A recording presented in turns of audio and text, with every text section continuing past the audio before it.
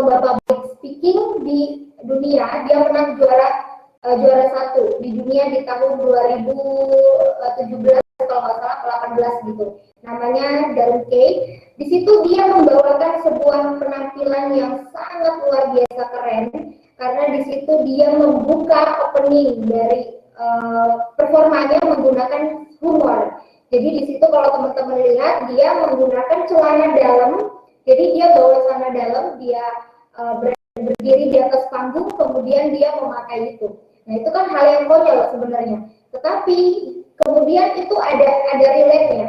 Jadi dia melakukan humor itu, ada sesuatu pesan yang mau dia bawakan, diisi. Sampai akhir kesimpulan itu akhirnya kita ngerti, oh ini maksudnya dia tadi kenapa dia pakai celana dalam gitu loh di panggung itu. Nah, pokoknya teman-teman harus lihat ya, berarti supaya teman-teman tahu kira-kira performa public speaker yang keren itu seperti apa. Itu salah satu contohnya ya. Jadi teman-teman boleh nonton. Oke, sekarang kita mulai belajar untuk materi, kita masuk ke presentasi ya. Jadi mudah-mudahan ini sangat bermanfaat untuk teman-teman nantinya. Jadi aku harapin kalau misalnya sekiranya ini boleh banget nanti ditanyain atau apapun gitu ya. Oke, ini tadi udah ini kan sama Mas Akil juga tentang saya, jadi nggak perlu lagi saya ulang-ulang.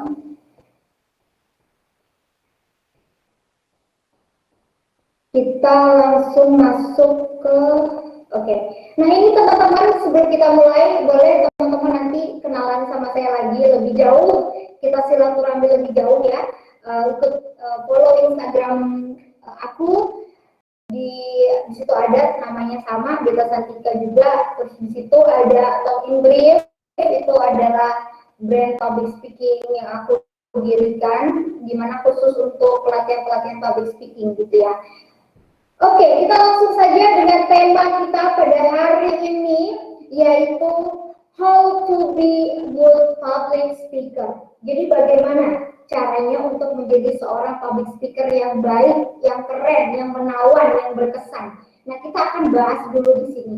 Karena di sini kemarin semalam aku sempat gladi sama teman-teman panitia, katanya teman-teman di sini kebanyakan memang ada yang mahasiswa, tapi ada juga yang istilahnya masih SMA gitu ya, beberapa nggak banyak. Nah di sini jadi aku mau ngasih sedikit intronya dulu ya terkait tema kita malam tema kita pagi hari ini malam-malam. Oke, how to be a good public speaker. Di sini kata kuncinya bagaimana caranya untuk menjadi seorang public speaker. Kita nggak usah jauh-jauh dulu ke public speakingnya. Artinya kita harus bicara skill dasarnya dulu, yaitu komunikasi. Artinya untuk menjadi seorang public speaker kita harus tahu dan mengetahui bagaimana caranya untuk menjadi seorang public speaker. Salah satu syaratnya adalah kita harus memiliki komunikasi, skill komunikasi. Nah, skill komunikasi yang seperti apa yang harus kita punya? Yaitu komunikasi yang efektif. Nah, komunikasi efektif ini seperti apa? Kuncinya seperti apa? Gambarannya seperti apa? Definisinya seperti apa? Sebenarnya gini, komunikasi efektif itu nggak ada ya. Definisi dia, definisinya adalah begini-begini, nggak ada. Tapi kalau misalnya teman-teman supaya lebih mudah untuk tahu apa itu komunikasi efektif, kuncinya ada di 3 hal ini. Udah KBK rangkum. Di situ ada dipahami, menarik, kemudian adanya feedback. Nah, ketiga hal ini adalah kunci jitu untuk bagaimana komunikasi yang kamu lakukan itu benar-benar bisa tersampaikan oleh lawan bicara kamu. Nah, ini kuncinya. Bagaimana kamu bisa memberikan pesan itu bisa dipahami oleh siapa yang mendengarkan. Kemudian bagaimana kamu mengemas pesan kamu itu menarik. Kemudian ketika kamu sudah melakukan komunikasi dengan lawan bicara kamu, lalu bagaimana kalian bisa menemukan feedback di antara keduanya. Feedback itu adalah timbal balik. Contoh misalkan Kak Beta cerita sama teman Kak Beta, misalnya gitu ya. Kita nggak ngomongin public speaking dulu nih guys. Kalau public speaking itu kan bicara di depan umum, di depan orang banyak. Nah ini Kak Beta contohkan saja kita bicara sesama teman gitu, berdua doang. Ketika Kak Beta bercerita, ketika Kak Beta sedang komunikasi, adakah ketika Kak Beta bercerita dengan lawan bicara Kak Beta, dengan teman Kak Beta tadi, teman KBT itu kasih respon. Nah, responnya ini biasanya ada dua, positif ataupun negatif, gitu ya. Nah, jadi bagaimana? Jadi skill yang paling pertama adalah komunikasi. Komunikasi apa? Komunikasi efektif. Kuncinya ada di tiga hal ini. Jadi cukup kalian mengerti tentang tiga hal ini bahwa itu adalah arti dari komunikasi efektif, gitu ya. Oke, selanjutnya begini. Dalam komunikasi, mungkin di sini teman-teman tidak semua yang dari jurusan komunikasi ya. Jadi Kak Beta mau mengasih gambaran bagaimana proses komunikasi itu terjadi. Yang pertama, yang pasti adalah adanya seorang pembicara. Seorang pembicara itu siapa? Ya Kak Beta nih contohnya. Gitu ya. Kak Beta ini adalah seorang pembicara. Kalau misalnya itu di hadapan orang banyak itu namanya speaker. Tapi kalau misalnya kayak komunikasi sehari-hari itu Kak Beta disebut dengan komunikator, gitu ya. Nah, di sini seperti teman-teman lihat bahwa di situ sudah ada orang yang berbicara di depan panggung, di atas panggung. Kemudian ada pesan yang dibawakan. Pesan ini tidak hanya sekedar pesan, melainkan ada juga tujuannya. Jadi mempunyai apa ya, makna tersendiri gitu ya. Jadi buat teman-teman di sini memang harus punya keterampilan bagaimana caranya untuk bisa mengemas sebuah pesan dan tujuan itu sinkron, gitu ya. Jadi aku harapin bahwa teman-teman setelah ini nanti bisa bagaimana caranya menyusun pesan yang baik, gitu ya. Bagaimana teman-teman bisa menjadi seorang komunikator yang hebat, yang bagus, gitu, dengan kalian mempunyai pesan dan tujuan yang bagus juga ketika kalian berkomunikasi dengan orang lain. Pesan itu tidak akan sampai kalau tidak ada medianya. Nah, media ini channel apa saja. Contoh Kak Beta nih. Kak Beta sekarang lagi menyampaikan pesan nggak? Menyampaikan pesan. Pesannya adalah ya bentuk pembelajaran tentang public speaking, komunikasi, skill berbicara. Nah, melalui apa medianya? Melalui internet, melalui laptop. Nah, itu adalah media. Media untuk menjembatani pesan yang Kak Beta sampaikan kepada kalian. Kemudian di situ ada audiens, ya. Di situ ada audiens. Audiens ini adalah teman-teman semua, ya. Para peserta pelatihan hari ini itu disebut dengan audiens. Nah, di sini Kak Beta menuliskan sebuah ada kan di situ grogi, lupa, ngeblank, ribet, gitu ya. Nah, di sini itu punya siapa? Punya pembicara, punya speaker. Jadi speaker itu terkadang mereka juga manusia biasa. Kadang mereka grogi, lupa, ngeblank, gugup, gitu ya, demam panggung, sehingga terkadang materi yang udah disiapin jadi kurang maksimal ketika dibawakan di atas panggung. Nah, begitu juga dengan apa namanya, dengan audiens di sini tidak selalu melulu dia akan happy mendengarkan para pembicara. Jadi selalu akan ada hambatannya. Misalnya ngantuk, bosan, sedih, marah, happy. Nah, seperti sekarang, misalnya teman-teman di sini yang dengerin Kak Beta lagi ngomong, apakah teman-teman sekarang ngantuk? Apakah sedih? Apakah marah? Apakah happy? Nah, kan Kak Beta nggak tahu gitu ya, tahu cuma teman-teman. Nah, jadi segala perasaan yang ada pada diri kalian sekarang ketika mendengarkan Kak Beta ngomong, itu adalah bentuk salah satu hambatan yang muncul dari sisi audiens, seperti itu. Jadi gangguan tidak hanya datang dari speaker saja atau pembawa acara gitu yang ada di atas panggung, melainkan juga audiens juga bisa mempunyai hambatannya ngantuk, bosan, lagi nggak mood, bete gitu kan. Nah, jadi gangguan itu bisa apa saja, atau gangguannya tidak dari audiens dan juga dari speaker, tetapi dari luar. Misalnya tiba-tiba hujan deras gitu ya, misalnya itu seminar lagi di outdoor, tiba-tiba hujan deras, wah hujan derasnya itu aduh ngebasahin kita semua. Nah, itu adalah hambatan. Akhirnya apa? Akhirnya performa public speakernya terhenti, terjeda, pesannya juga terjeda. Atau misalnya hambatan teknis, misalnya tiba-tiba mati lampu, wifi mati, terus tiba-tiba ngeblank kan, laptopnya nggak bisa hidup gitu, presentasinya selesai karena mungkin laptopnya nggak bisa nyala kalau nggak tanpa cas gitu misalnya. Nah, itu adalah salah satu bentuk hambatan-hambatan dalam berkomunikasi. Secara umum seperti itu ya. Jadi di situ Kak Beta mau menggambarkan itu dulu kepada teman-teman. Oke, selanjutnya dalam komunikasi kunci suksesnya gampang. Ada 3. Kalian paham pahami ini, vokal, visual, verbal. Di situ ada 3 V, visual, vokal, dan verbal. Perhatikan 3 hal ini ya. Nah, visual itu apa? Visual adalah bagaimana kita mempersembahkan diri kita kepada audiens, ya. Bagaimana penampilan kita, bagaimana cara berpakaian kita. Kalau kita berjilbab, bagaimana kita berjilbab gitu. Nah, jadi visual ini apa yang kita persembahkan dari luar, gitu ya guys. Jadi misalnya Kak Beta mau ngasih seminar secara offline di kampus. Kalau di kampus berarti harus formal. Kak Beta misalnya pakai bajunya formal, pakai jas, kemeja gitu ya. Nah, kalau misalnya ternyata Kak Beta mencari itunya bukan di kampus tetapi lebih kepada sifatnya hura-hura, berarti boleh pakai baju bebas, yang penting sopan. Jadi bagaimana visual itu kita bisa menyesuaikan dengan apa acaranya, agendanya apa. Nah, ini teman-teman harus penting ya, harus diperhatikan. Kemudian vokal. Vokal itu adalah bagaimana kita melanturkan setiap kata melalui suara yang kita punya. Jadi vokal itu banyak banget ya. Nanti kita sebenarnya nggak akan bisa kita ulas di sini karena terlalu banyak detailnya. Tapi nggak apa-apa teman-teman, tahu dulu yang penting vokal. Vokal itu suara. Jadi bagaimana teman-teman bisa mengolah suara teman-teman untuk ibaratnya apa ya, menunjang percaya diri teman-teman ketika berbicara di depan orang. Ketika berbicara di depan orang banyak terutama. Karena ketika kita berbicara di depan orang banyak, otomatis vokal kita itu harus kuat. Harus kuat itu bukan berarti keras ya, tetapi kuat itu bisa jadi berkarakter, berciri khas, harus bulat suaranya. Nah itu.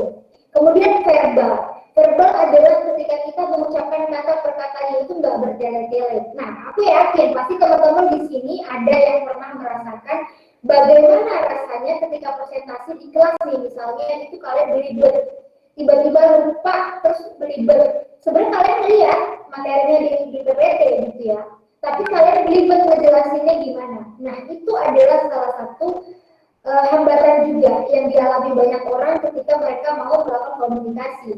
Apa sih kok bisa seperti itu belibet?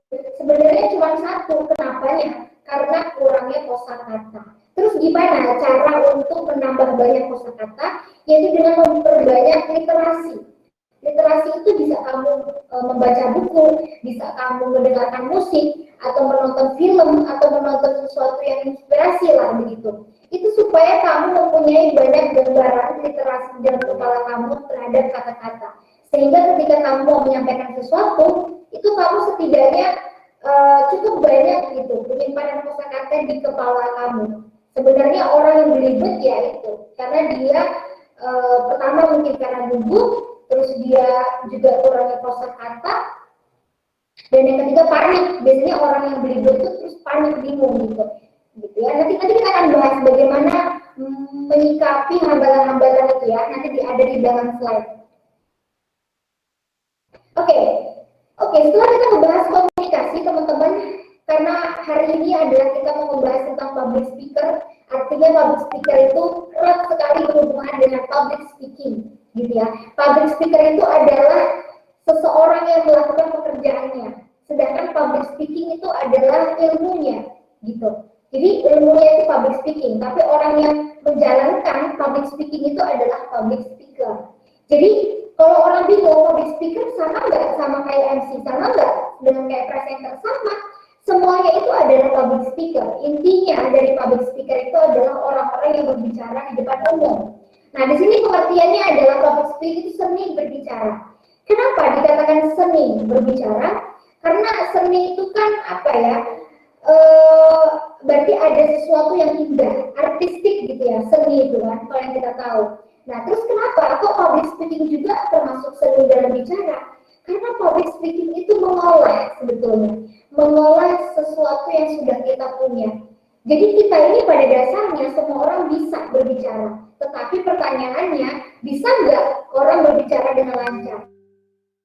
Bicara tanpa jeda, kemudian dia bisa memukau, dia bisa mengesankan isi pesannya, dia mempunyai apa ya, dia mempunyai ciri khas dalam suaranya. Nah itu bagaimana? Itu semua diolah, nggak bisa muncul sendiri.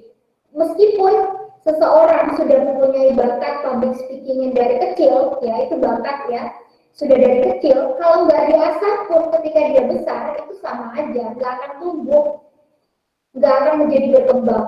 Jadi kuncinya adalah diolah. Maka dari itu, kenapa public speaking dikatakan seni berbicara? Karena memang public speaking itu dapat diolah. Jadi bukan sesuatu yang sifatnya mutlak. Orang yang dari kecil dia yang udah pintar ngomong, ya udah kenapa terus orang yang dari kecil pemalu terus nggak bisa jadi seorang public speaker yang hebat? Tentu saja bisa. Tetapi itu tadi harus diasah. Nah, public speaking itu kita akan belajar bagaimana caranya berbicara yang teratur, terstruktur, dan terukur.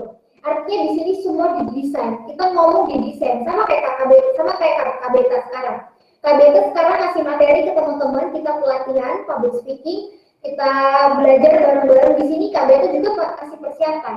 Persiapannya KBT bikin materi, KBT susun materinya, kemudian KBT sampaikan kepada kalian. Nah, seperti itu ya. Jadi public speaking itu dengan menggunakan persiapan, berbeda dengan kita hanya ngomong daily life gitu, daily conversation gitu, sehari-hari itu berbeda sekali. Jadi kita dalam public speaking itu mengolah kata dan kalimat untuk lebih menarik, dan juga kita berlatih bagaimana cara mempresentasikan agar lebih berkesan. Seperti itu ya. Oke, di sini kita akan belajar lanjut kepada komponen yang ada dalam public speaking.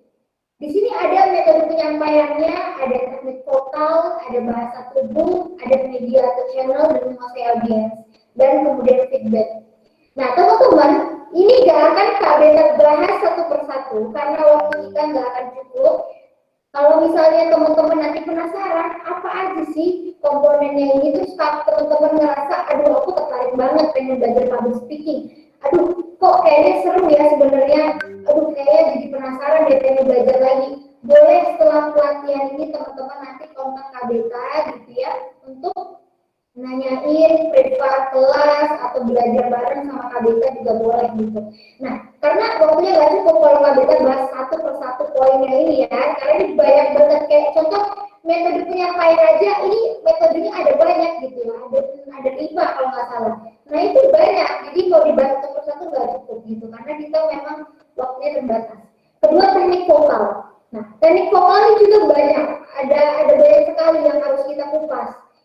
Kemudian bahasa tubuh itu seperti gestur. Ketika kita berkomunikasi, ketika kita berbicara depan orang banyak, itu tentu saja berbeda ya dengan kita berbicara kepada misalkan kita ngobrol di rumah sendiri gitu sama teman kita, ya udah paling terserah kita, maunya kita kan untuk melakukan gestur apapun. Tapi ketika kita ada di atas panggung, kita membawakan sebuah materi untuk banyak orang, nah itu tidak tidak seterserah kita mau ngapain. Jadi ada aturannya gitu, ada normanya. Seharusnya public speaker itu yang seperti apa. Nah, jadi untuk itu teman-teman harus memahami bahwa bahasa tubuh dan juga gestur itu sangat penting. Kemudian media atau channel, seperti yang kita tadi tahu ya, kalau sekarang misalnya melalui internet, KBK ngasihnya melalui presentasinya lewat laptop. Nah, ini adalah channel media untuk menyampaikan pesan kepada teman-teman. Kemudian menguasai audiens. Kalau dalam public speaking, terutama seorang public speaker ya, seorang pembicara, ketika dia mau seminar, terutama seminar itu offline, dia harus tahu siapa audiensnya, dia harus tahu siapa pesertanya. Dalam arti di sini tahu pesertanya bukan satu persatu kan. Misalnya kalau pesertanya banyak, ada 100 orang kan nggak mungkin satu persatu dia cari tahu kan nggak mungkin. Tapi paling tidak dia tahu secara demografis. Misalnya contoh deh, oh saya akan seminar di Jogja. Oh berarti kebanyakan mahasiswa. Kamu boleh lihat datanya. Oh kira-kira ini kebanyakan mahasiswa. Oh paling ada anak SMA-nya cuma beberapa. Oh gitu. Oh ini kebanyakan memang anak-anak pendatang gitu. Jadi kita supaya bisa mempresentasikan materinya itu sesuai dengan audiens kita. Itu tujuannya. Nah dari komponen ini tadi ada 5 komponen ini, mereka yang akan membentuk sebuah feedback. Ya. Nah, feedback ini adalah bentuk respon, ya kan? Jadi respon ini tadi ada dua, yaitu yang positif dan juga yang negatif. Jadi tidak selamanya feedback itu akan selalu positif dan tidak selamanya juga feedback akan selalu negatif. Gitu ya, sangat relatif. Oke, selanjutnya di sini kita membahas 3 kunci sukses public speaking. KBR rangkum di sini ada 3, BBM, berdampak, bermakna, dan juga memahami. Bagaimana kita dari KBK, wah ternyata seru ya public speaking, ternyata mudah sebenarnya kalau kita mau belajar. Aku mau latihan, aku mau belajar, aku mau masak, gitu.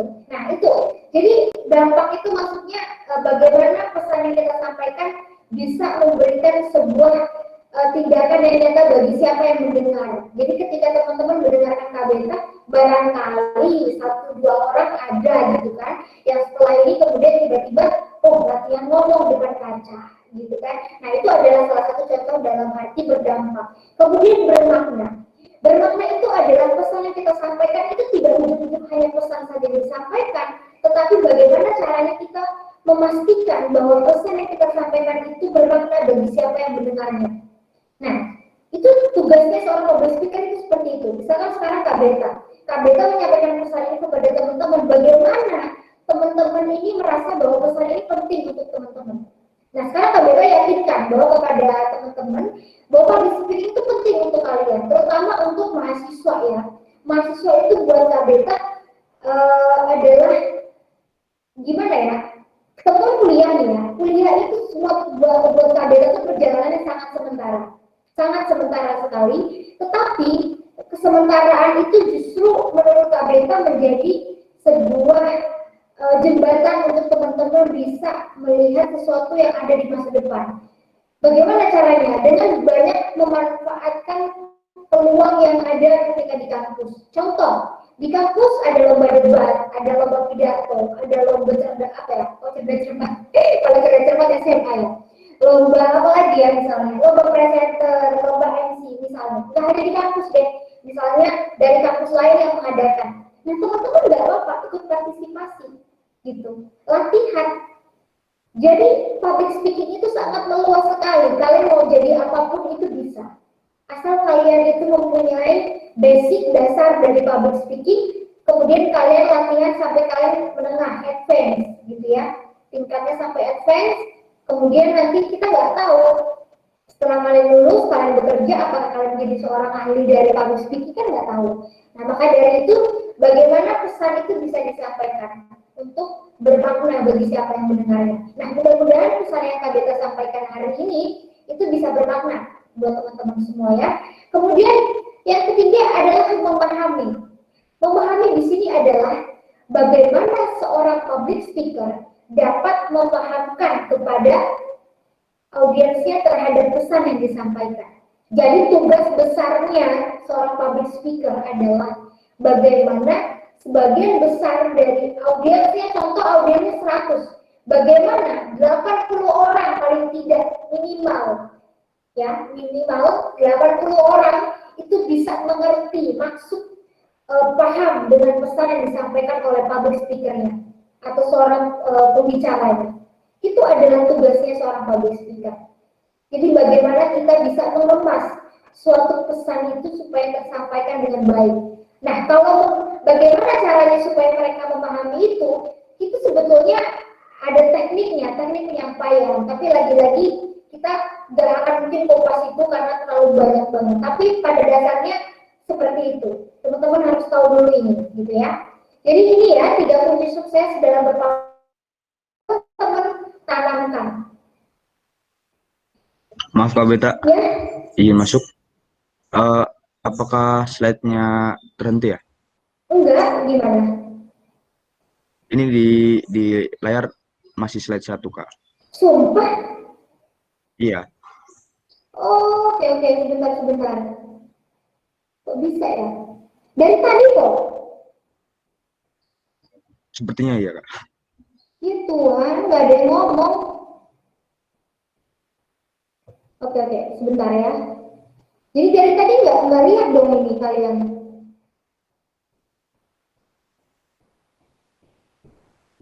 Kok bisa ya? Saya kira sinyal saya, Kak. Ternyata emang belum jalan ya. Oke, oke, sebentar ya.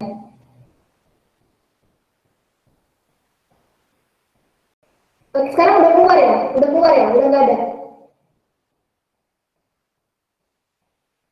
Oke, aku coba share lagi ya. Kok bisa sih? Ya ampun. Bentar.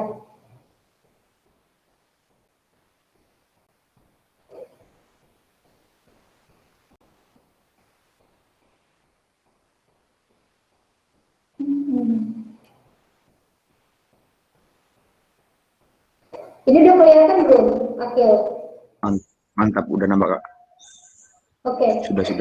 Ya ampun, sorry teman-teman, aku nggak tahu karena di aku tuh jalan aja gitu loh. Jadi aku nggak tahu, sorry ya. Nah teman-teman, ini tadi kita ngebahas ini ya. Aku ulangi sedikit aja how to build public speaker ini. Kemudian komunikasi efektif itu ada 3 kuncinya adalah bagaimana untuk dipahami, kemudian menarik, kemudian adanya feedback gitu ya. Kemudian ini yang tadi Kak Beta bahas tentang bagaimana sirkulasi atau proses komunikasi terjadi. Ini gambarannya seperti ini. Jalankan Akil ininya materinya, PPT-nya. Aman nggak aman? Oke, sip. Nah, kemudian ini tadi yang Kak Beta bahas, ada 3 hal tadi yang diperhatikan dalam kunci sukses komunikasi. Ada visual, vokal, dan juga verbal. Di sini ada pengertiannya semua bahwa visual adalah apa yang kita persembahkan dari diri kita, dari luar, yaitu penampilan. Kemudian vokal adalah suara, bagaimana kita memiliki teknik vokal, kemudian olah suara yang baik. Kemudian verbal, bagaimana kita bisa memiliki kemampuan menyusun kata yang baik. Nah, ini ya kuncinya.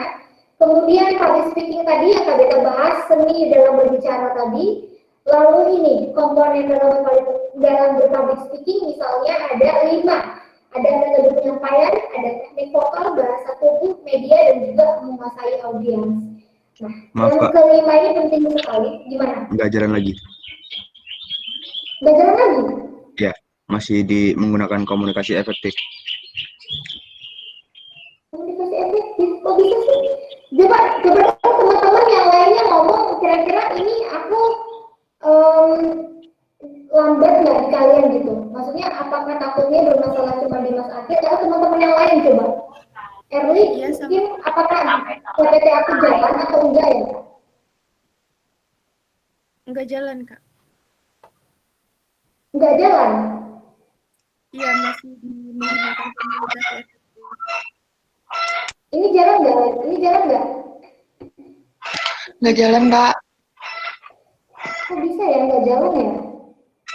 Sinyal, Kak, mungkin.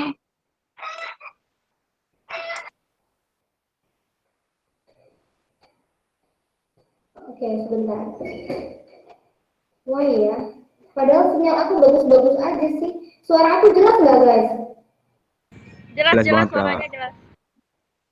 Tuh kan suara aku jelas tapi tuh sinyal aku tuh penuh guys di sini. Kenapa ya? Kok nggak jalan sih? Bentar, coba ya. Aku coba lagi. Kayaknya semalam tuh oke-oke aja kita. Bisa. Loh ini sayang banget kalau teman-teman nggak lihat ininya. Kalau kayak gini kelihatan nggak ya? Muncul. Muncul, kayak gini muncul. Ini Ya, apa? Coba di layar teman-teman apa di sini? Di layar 3 teman-teman. kunci sukses. Oke. Coba kalau aku full screen ya. Ini kan nggak aku full screen. Coba kalau aku full screen. Muncul? Nggak muncul, Kak. Enggak muncul. Nggak muncul. Nggak muncul, Kak. Oh my god. Kalau etika di sini etika muncul nggak etika? Enggak juga, Kak. Berhenti di 3 kunci sukses. Oke, deh. Sebentar ya guys. Bentar aku.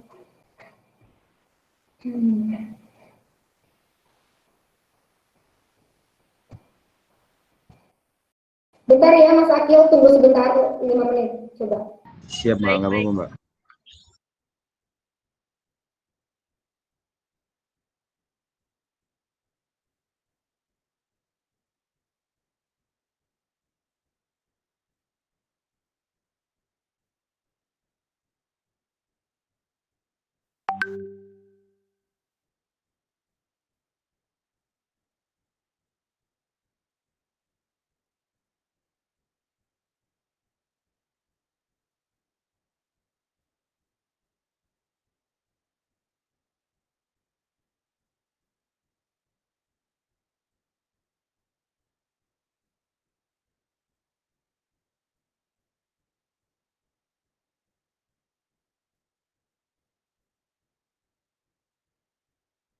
down, nggak tahu kenapa, padahal carinya baik-baik aja.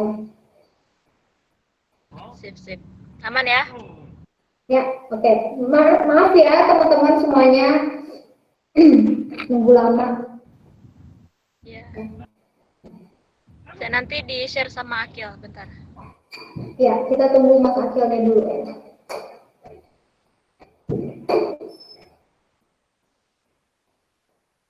Nih.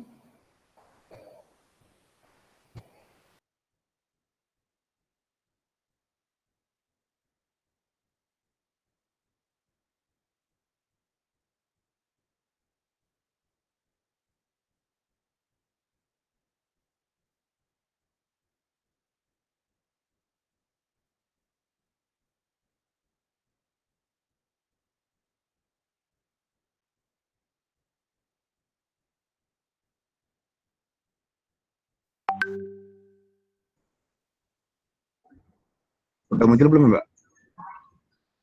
Udah. Oke.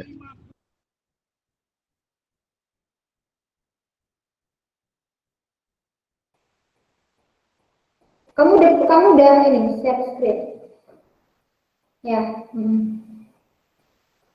Boleh di itu aja di layar penuh gitu, biar teman-teman lihat.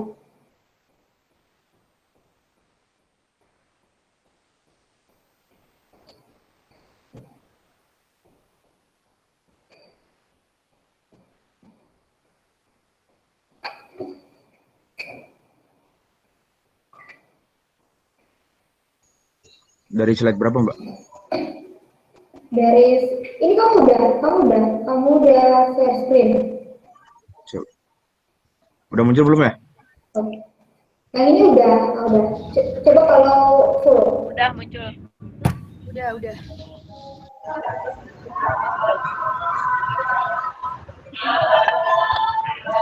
kamu full. Oke, sip. Bagus. Oke, ini selanjutnya coba Akil di share berapa ya? Coba sampai 3 kunci sukses coba mungkin. 3 kunci sukses. Ya.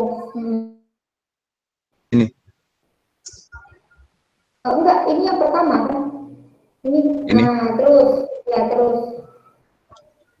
ke bawah kan terus. Ya, terus. Nah, oke. Oke, sebentar. Nah ya, jadi 3 kunci sukses ini tadi ya tadi teman-teman kita tadi sampai sini yang bagaimana pesan itu bisa memiliki dampak, memiliki makna dan juga bisa memberikan pemahaman terhadap pesan yang kita sampaikan. Nah ini, kemudian selanjutnya, Mas, tadi udah ini soal. Nah, dalam komunikasi ataupun dalam berpublic speaking kita punya etika-etika ya. Yang pertama itu adalah etikanya yang pasti, bahasa dan penyampaian yang santun. Jadi bahasa dan penyampaian yang santun sebenarnya itu tidak plek kayak gitu ya. Artinya kita juga bisa mengkondisikan dengan keadaan dan juga sifat acaranya. Kalau misalnya teman-teman tahu kayak Mary Riana gitu ya, itu bahasa yang santun dan juga yang dilakukan oleh Mariana itu bahasanya santun, tapi dia euforia, orangnya semangat, orangnya happy. Jadi tergantung juga dengan pembawaan kita dan tergantung dengan sifat acara juga. Jadi kita harus bisa menyesuaikan. Kemudian yang pasti berpublic speaking itu dimulai dengan tujuan yang baik. Kemudian menjauhi sikap egosentris, artinya kalau egosentris itu kita misalnya nggak boleh tuh membawa kepentingan atau egoisme kita kepada pesan yang kita sampaikan. Misalnya kita mempunyai pendapat tentang suku A, sedangkan kita itu lagi ada di suku itu, gitu. Nah berarti kita nggak boleh mempunyai pendapat yang kita nggak boleh mengeluarkan pendapat kita yang buruk tentang si suku itu. Jadi kita harus menghindari sifat-sifat yang ibaratnya terlalu sensitif untuk kita bawakan dalam materi kita. Kemudian persiapan yang matang itu pasti. Jadi persiapan yang matang misalnya contohnya kayak bentuk isi presentasinya, bagaimana kita bisa mendelivery materi itu serapi mungkin, semenarik mungkin, dan sesederhana untuk mudah dipahami. Contoh nih kayak KBKA di dalam slide-nya ini kan nggak ada sih sebenarnya KBT kasih pengertian gitu kan nggak ada, cuman poin-poinnya aja. Misalnya tadi 3 kunci sukses, 3 hal penting, etika. Nah itu kemudian KBT jabarkan dengan improvisasi. Improvisasi itu adalah salah satu teknik berpublic speaking dengan menggunakan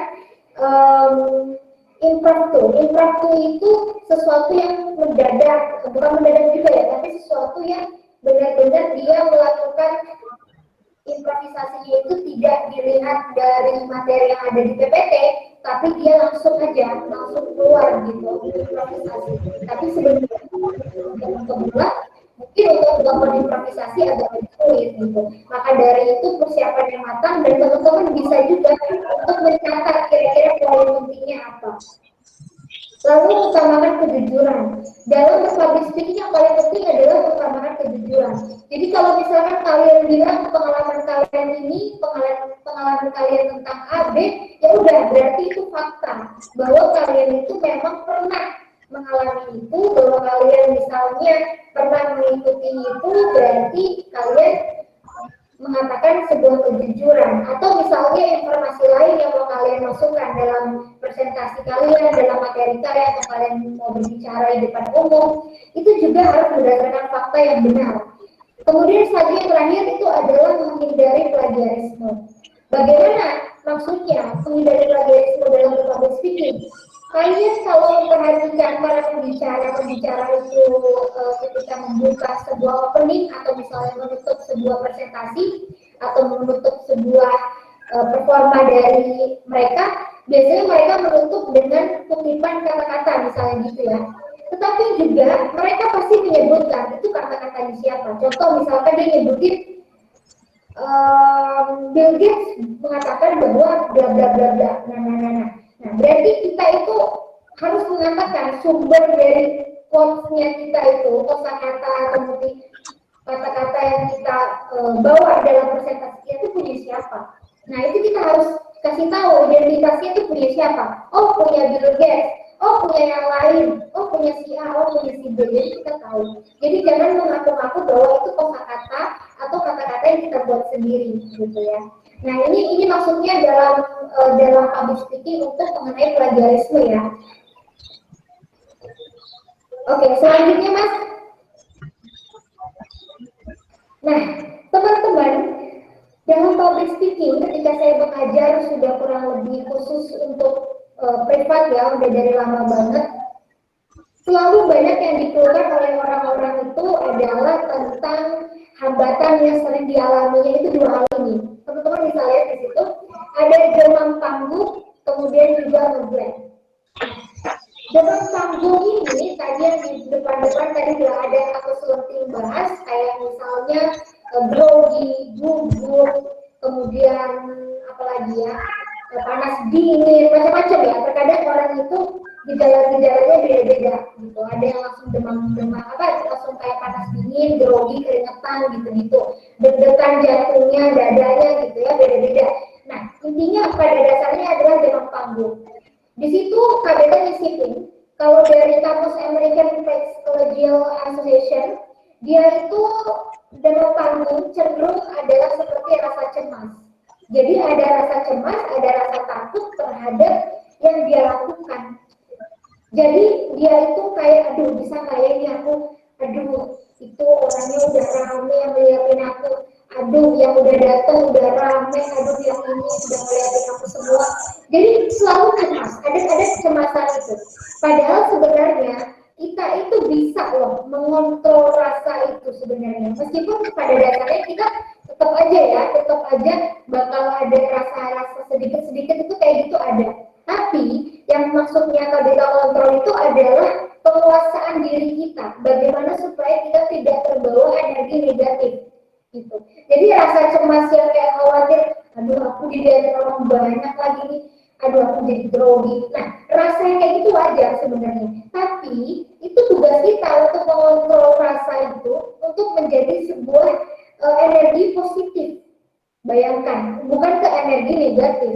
Karena ketika kita mentransformasikan itu menjadi energi yang negatif, ya udah konsekuensinya teman-teman biasanya bakal grogi banget.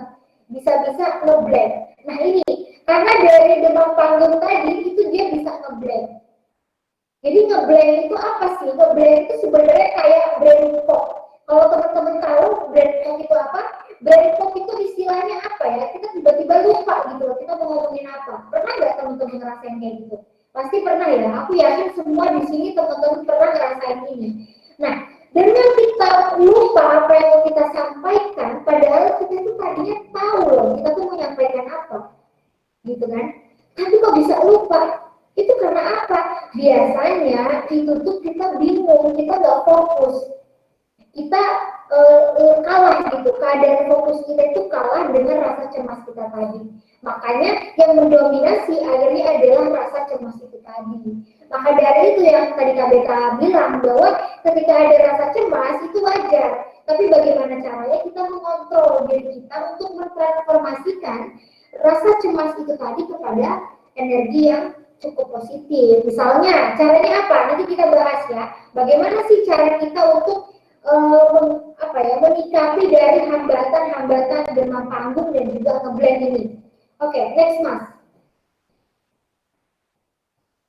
Nah, mengatasi demam panggung, nih, ini coba diterapkan ya sama teman-teman, karena ketika teman-teman nanti menerapkan ini, aku yakin setidaknya pasti akan ada perubahan sedikit lah dari performa teman-teman, dari misalnya mau presentasi di kelas, atau misalnya lagi rapat organisasi terus harus ngomong di depan, atau misalnya mau ikut lomba, atau apapun lah itu sifatnya.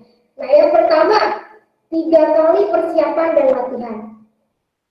Ya, 3 kali persiapan dan latihan itu bisa kamu lakukan misalnya mendekati hari H ya, mendekati hari H itu kamu latihan. Kalau Kak Beta tidak menganjurkan di hari H, ketika kamu tampil kamu latihannya terlalu berat, itu justru menurut Kak Beta akan menurunkan stamina kamu, bisa menurunkan suara kualitas dari olah vokal kamu. Jadi takutnya nanti suaranya habis juga. Kalau misalnya di hari H kamu malah gejor-gejoran untuk latihan terlalu keras. Jadi kalau bisa ya di H-1 itu kamu latihan nggak apa-apa, tapi ya 3 kali aja. Kecuali kalau misalnya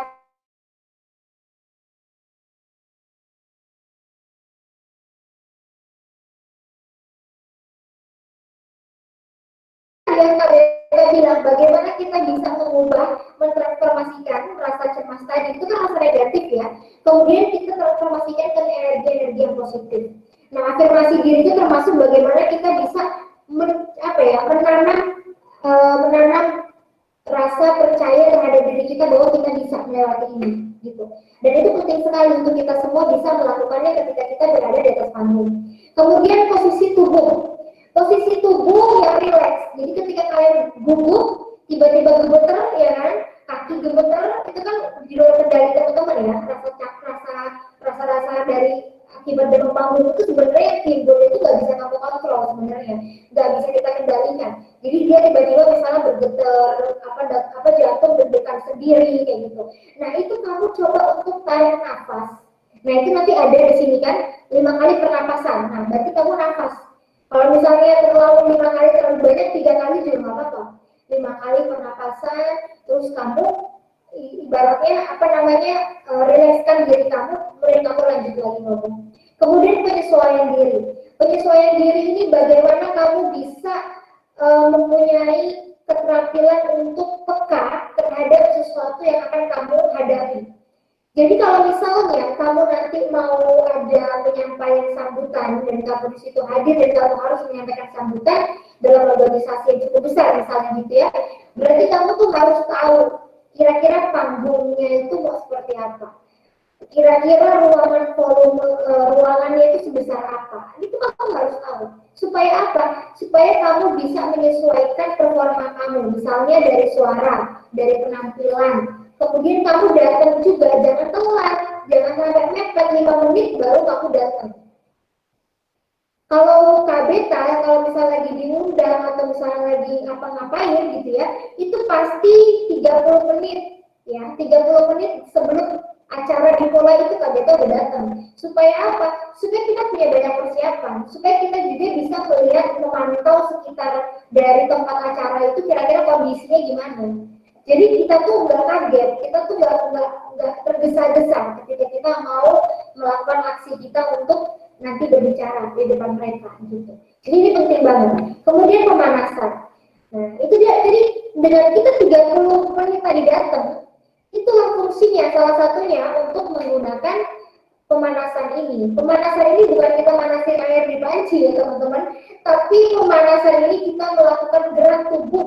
Misalkan kita bergerak ya seperti yang Baca contohkan, kita bergerak seperti ini, kita melenturkan badan kita begitu ya, kemudian juga kita gerakan tangan kita, kemudian kita senam wajah.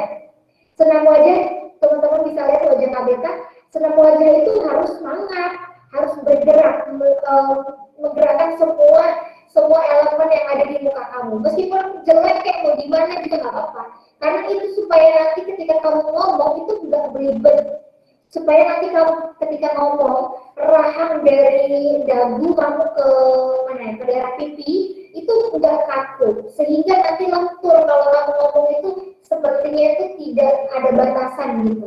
Karena kan kita berbeda ya, ngomong dengan sehari-hari kan nggak menggunakan power. Kalau kita ngomong sehari-hari itu paling biasanya itu ngomong biasa kan, kayak kamu lagi ngapain, jadi nggak pakai power gitu. Tapi kalau misalnya kita lagi mau ada seminar, kita mau ngomong sama orang, kita presentasi, itu biasanya kita pasti pakai power gitu. Nah, dengan menggunakan power tadi otomatis rahang kita itu juga semakin lebar membukanya. Nah, dengan melebar itu kalau kita nggak senam wajah dulu, biasanya itu akan mengakibatkan kaku dan ujung-ujungnya belibet, kayak salah ngomong gitu loh, kecetir gitu ngomongnya, salah kata, salah huruf gitu. Nah, itu salah satunya seperti itu. Jadi hal ini, ada 6 hal ini yang harus diperhatikan ketika kita berada di atas panggung terus kita mengalami demam panggung. Oke, next. Kemudian mengatasi blank. Bagaimana Kak Beta cara mengatasi blank ini? Saya itu padahal sudah memahami materinya, padahal saya itu sudah baca materinya, padahal saya loh yang buat materi itu, kok pas saya presentasi tetap aja sih kok saya ngeblank. Kenapa? Kok bisa? Nah, ini ada 2, ada keywording dan juga atur pernapasan. Ya, jadi bagaimana teman-teman?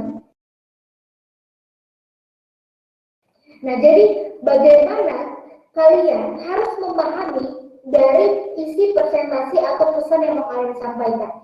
Keywording, apa itu keywording? Keywording itu kalian mengetahui sisi atau poin-poin terpenting dari isi pesan kalian. Jadi contoh kayak isi presentasi Kak Beta tadi, kalau kalian teman-teman lihat dari awal sampai akhir, itu semua adalah poin. Kak Beta tidak menjabarkan, Kak Beta di PowerPoint itu tidak menjabarkan artinya satu-satu. Tapi Kak Beta yang menyampaikan artinya itu apa, maksudnya apa. Nah, itu yang dimaksud dengan keywording. Keywording itu adalah kita harus paham tentang isi pesan kita, isi materi kita, dan kita harus tahu kata kuncinya apa. Misalkan contoh, kalian mau presentasi mengenai tentang kesehatan. Kesehatannya juga tentang apa? Tentang pandemi, vaksin, misalnya gitu.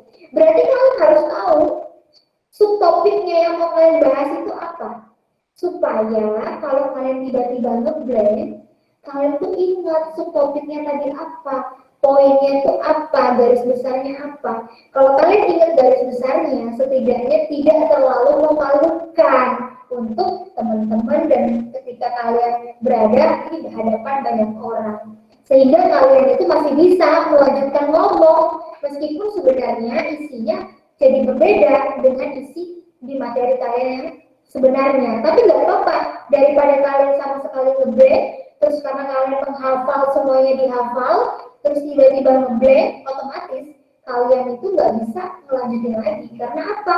Di dalam otak kita itu kalian tidak menanamkan poin-poinnya.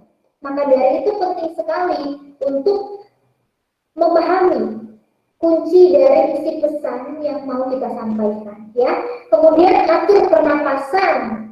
Nah, atur pernapasan ini ya, tadi sama aja, mengatasi demam panggung juga ketika kita gigil, ketika kita deg-degan, gemeteran, jangan panik, ya. Kuncinya jangan panik, tapi relax, atur pernapasan pelan-pelan. Minimal 3 kali, nggak usah banyak-banyak. Sama dengan ngeblank. Oke Beb, santai Beb. Dalam hati aja ngomongnya, jangan juga kalian keluarin santai Beb. Nanti malah ujung-ujungnya audiens kalian bingung, ini kenapa ya pembicaranya, ini kenapa ya kok dia ngomong santai Beb, dia lagi grogi. jadi jangan diucapkan dari luar, tapi dari hati aja. Santai Beb, sambil nafas pelan-pelan sampai 3 kali, kemudian baru kalian lanjut lagi. Makanya penting sekali ya keywording ini. Kalau KBK sangat sekali menyarankan kalian untuk menggunakan teknik ini. Ya, keywording ini salah satu teknik juga sebenarnya outlines. Kalau dalam metode penyampaian itu ada outlines. Outlines itu adalah garis besar dari isi pokok pesan. Nah, jadi kita mencari kata kunci gitu. Keywording ini kan kata kunci. Oke, kemudian selanjutnya tadi kita sudah ngebahas ya, gambaran komunikasi itu secara umum seperti apa, prosesnya seperti apa, komunikasi efektif itu yang bagaimana, ya kan? Kemudian public speaking itu ternyata adalah seni berbicara. Kenapa itu dikatakan seni berbicara? Karena memang public speaking adalah suatu skill yang bisa diolah, yang bisa dilatih, yang bisa ditingkatkan dengan berlatih, dengan latihan, dan sering-sering mengikuti pelatihan-pelatihan seperti ini. Kemudian tadi kunci sukses juga sudah kita bahas bahwa ada BBM tadi ya. Kemudian juga etika dalam public speaking, komponen-komponen di dalamnya. Nah, itu adalah bekal teman-teman, basic dasar teman-teman untuk mengetahui ya, sebagai jembatan teman-teman untuk melatih skill komunikasi ataupun public speaking kalian. Jadi gini teman-teman, komunikasi dengan public speaking itu berbeda ya. Komunikasi itu memang adalah dasar ilmu yang kita pakai untuk melakukan public speaking. Tetapi ketika kita melakukan public speaking, tentu saja tingkat levelnya sudah lebih tinggi lagi dari komunikasi. Paham ya? Jadi kalau komunikasi itu kita bisa melakukan dengan siapa saja. Dengan diri sendiri pun kita komunikasi, gitu ya. Dengan orang lain, dengan teman, dengan yang sehari-hari itu komunikasi. Tetapi kalau public speaking itu sifatnya sudah agenda besar, ada suatu hal yang direncanakan. Nah itu ya perbedaannya. Jadi mudah-mudahan teman-teman di sini memahami. Nah public speaking itu kuncinya adalah latihan, ya, latihan dan latihan. Lanjut Mas. Itu KBK mengajak teman-teman untuk latihan, ya kan? Karena seperti yang dikata KBK tadi yang terakhir, bahwa kuncinya dari public speaking itu adalah latihan. Nah, jadi latihan apa? Di sini KBK mau mencoba dalam mengamati dan juga speak up. Untuk menjadi seorang public speaker yang keren, yang hebat, mereka harus pinter, harus mempunyai kemampuan berpikir kritis pertama, kedua juga bisa mengamati sesuatu yang dilihat, gitu ya. Kemudian dia berani speak up. Nah, untuk berani speak up itu biasanya mereka nggak pede kalau mereka nggak punya kemampuan komunikasi atau skill public speaking yang bagus. Maka dari itu, mengamati dengan speak up itu saling ada hubungannya, ada satu sama lain itu mendukung. Maka dari itu kita akan coba untuk latihan pada hari ini ya. Selanjutnya Mas, boleh? Nah, teman-teman, di sini KBK menyediakan sebuah gambar. Tolong teman-teman untuk lihat gambar ini, ya. Siapapun di sini boleh silakan untuk lihat gambar ini baik-baik. KBK akan berikan waktu untuk teman-teman berpikir, kira-kira dalam foto ini apa yang terbesit di dalam pikiran teman-teman? Ya, di dalam foto ini kira-kira teman-teman memikirkan apa? Terserah ya, apa saja. Entah misalnya teman-teman melihat dari sisi yang A, sisi B, sudut pandang yang A, sudut pandang yang B, silakan saja. Ini sekarang kan jam 10.27. KBK akan tunggu sampai kira-kira 10.03 menit lah, coba ya, 10.27. Silakan coba. Nanti setelah itu silakan siapa saja yang mempunyai pendapat, opini tentang ini, tentang gambar ini, silakan untuk teman-teman ungkapkan, gitu ya. Siapa yang berani, gitu. Oke. Kita tunggu, silakan untuk perhatikan aja. Kemudian nanti kalian harus pikirkan apa yang ada di benak kalian tentang foto ini, lalu nanti speak up di situ.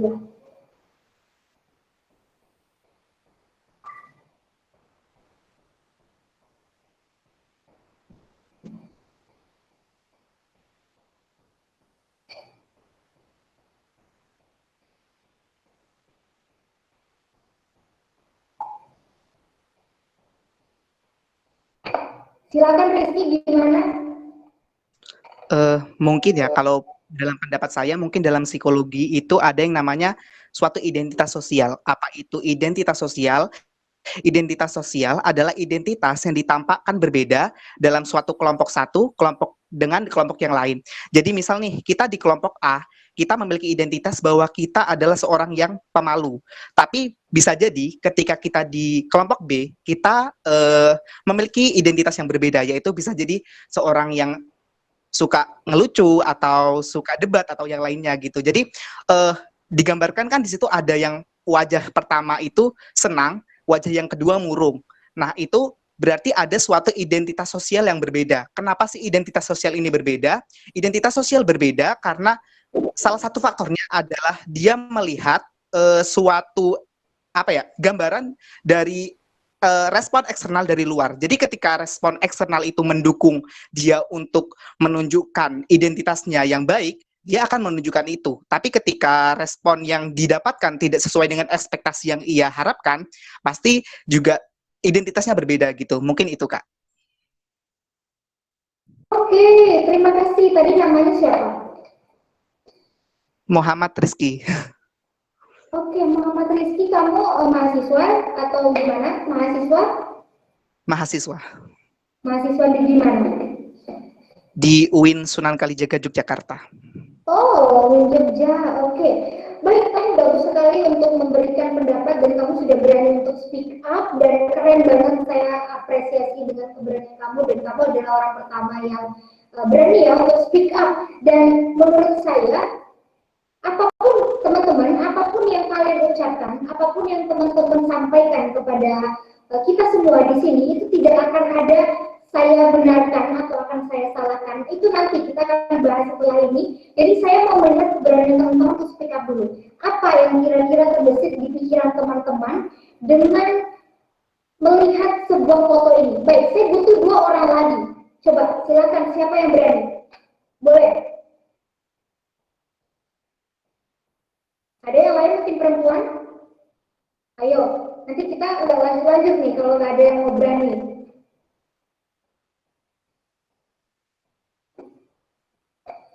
Ayo, masih nggak ada yang mau berani? Ayo siapa saja, jangan takut salah, karena di sini saya tidak akan menyalahkan tentang pendapat teman-teman, karena di sini aku mau mengajak teman-teman untuk mencoba menggali sesuatu gitu ya. Menggali sesuatu.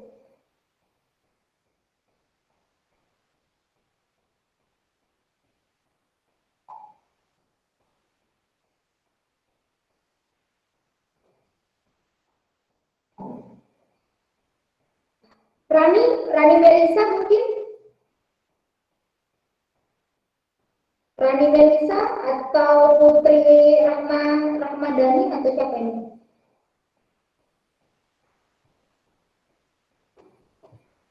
Kira-kira? Oke, nggak ada. Baik, kalau begitu kalian teman-teman ini ternyata pendengar pasif. Saya sampai bingung karena kalian terlalu sangat pasif sekali, tapi nggak apa-apa. Oke, jadi terima kasih ya untuk Muhammad Rizky tadi yang sudah berani untuk mengungkapkan isi pendapatnya tentang gambar ini. Jadi teman-teman, kenapa saya suruh teman-teman untuk menganalisa dan mengamati gambar ini? Saya mau melihat bahwa seorang public speaker itu harus mampu mengamati dan melihat sesuatu fenomena yang ada di sekitar dia. Ya kan? Ketika dia mau menyampaikan pesan, dia harus bisa betul-betul menyampaikan pesannya itu tidak hanya sekedar pesan, tapi juga berdasarkan pengamatan dia, berdasarkan observasi dia. Nah, apa hubungannya dengan gambar ini dengan public speaking? Gini, public speaking itu berbicara di depan umum. Pertanyaan saya adalah bagaimana caranya seseorang bisa berbicara di depan umum begitu percaya diri. Apa rahasianya? Jadi di gambar ini ada dua wajah yang tergambarkan ya. Diilustrasikan itu ada dua wajah. Yang pertama wajah yang bermake up, kemudian happy, senang gitu ya, yang bersahaja. Tetapi di belakangnya itu ada wajah yang gelap, murung, yang sedih, mungkin juga bisa kelihatan seperti tidak menikmati atau tidak enjoy terhadap sesuatu gitu.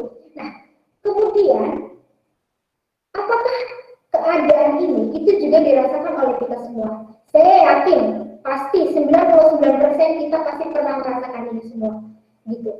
Dan kendalanya untuk orang yang mau mempunyai skill komunikasi tinggi sampai pada tahap public speaker, menjadi seorang public speaker adalah mereka melewati masa-masa ini. Melewati masa-masa di mana mereka mencari jati diri gitu.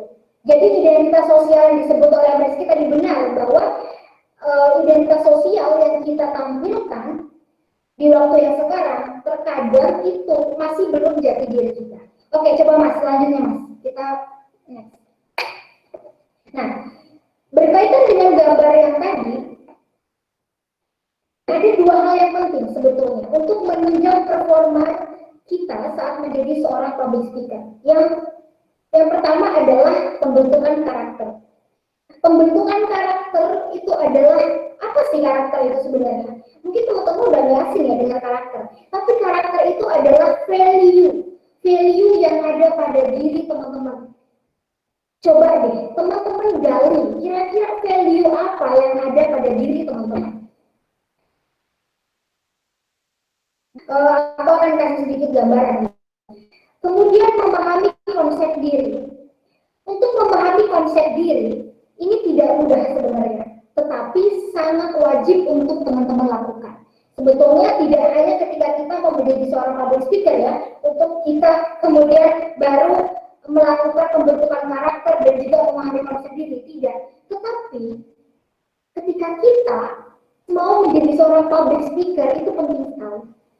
Karena apa? Kita akan menjadi center pusatnya ketika kita mau berbicara di depan orang banyak.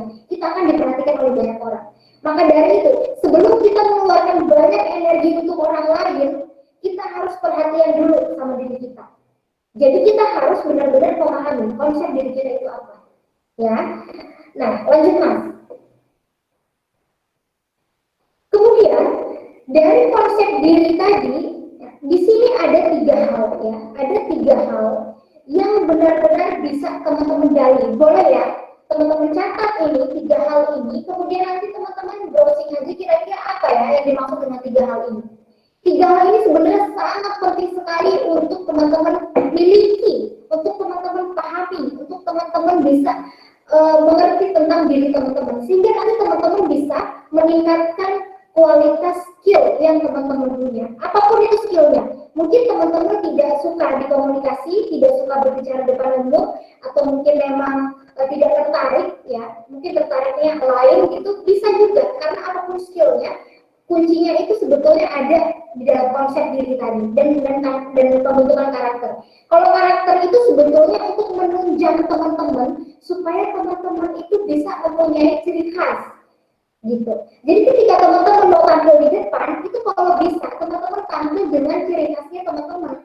Nah, apa yang membedakan teman-teman dari yang lain? Apa yang membedakan diri kamu dengan yang lain seperti itu. Tapi kalau konsep diri itu ada tiga hal ini ya, self ideal, self image dan juga self esteem. Dimana kalau self ideal itu adalah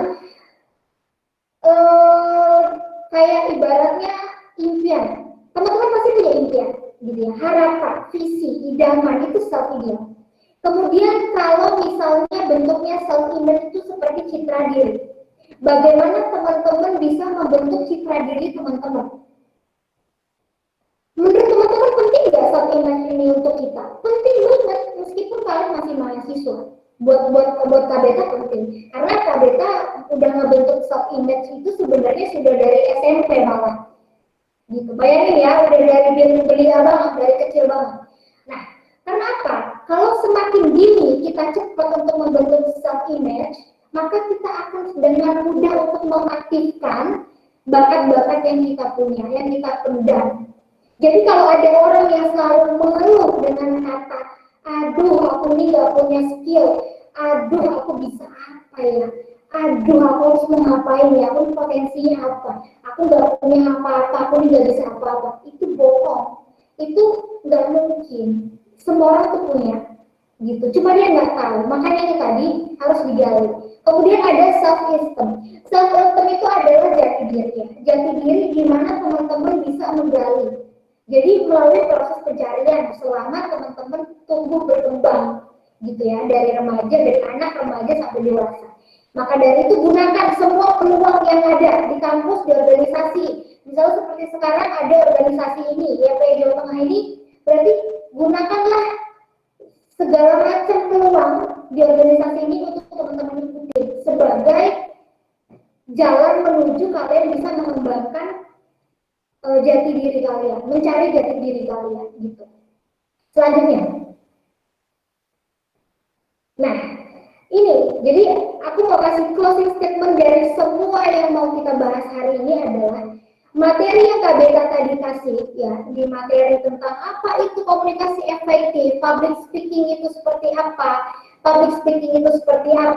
kemudian kunci suksesnya bagaimana, etikanya bagaimana, kemudian apa sih kira-kira public speaker yang baik itu seperti apa? Itu semua adalah teori teman-teman, ya. Itu semua adalah teori yang Kak Beta berikan. Dan itu akan percuma kalau cuma teman-teman hanya dengarkan dan kemudian tinggalkan. Hanya kalian dengarkan saat ini saja, tapi tidak kalian alihkan atau kalian transformasikan kepada tindakan yang nyata. Jadi apapun yang akan kamu lakukan sebenarnya kendalinya ada pada diri kamu, gitu. Dan begitu pun apapun yang mau kita capai, sumber daya energi yang ada dalam diri kita itu adalah kuncinya. Maka dari itu temukan berlian di dalam diri kita masing-masing. Baru deh nanti kita akan menemukan kepercayaan diri yang tinggi. Nah itu ya teman-teman. Jadi kebanyakan orang mereka malu dan takut untuk banyak melakukan sesuatu karena mereka nggak punya kepercayaan diri yang tinggi. Jadi maka dari itu tugasnya sekarang adalah gali, pahami konsep diri kamu, renungi siapa diri kamu dan kira-kira apa bakat passion kamu tuh apa, supaya kamu bisa mengembangkan skill kamu. Kalau kamu yang sudah suka komunikasi dan suka berbicara di depan orang banyak, itu akan lebih mudah lagi untuk kalian asah sekarang. Tinggal hanya kalian tingkatkan dengan latihan dan latihan. Gitu ya teman-teman. Oke, jadi sekian materi dari Kak Beta ini. Mudah-mudahan teman-teman bisa memahami dengan baik pesan yang Kak Beta sampaikan pada hari ini dan semoga semua yang Kak Beta sampaikan juga bermanfaat untuk teman-teman juga, untuk semuanya. Kak Beta juga masih belajar sampai hingga saat ini, gitu. Jadi kita sama-sama belajar. Dan teman-teman harus tidak boleh berhenti untuk berproses. Artinya semua hal yang kita dapatkan di dalam hidup itu tidak lepas dari proses. Jadi kalian harus berani dan untuk apa ya? Untuk kita ada dalam sebuah proses juga itu tidak mudah.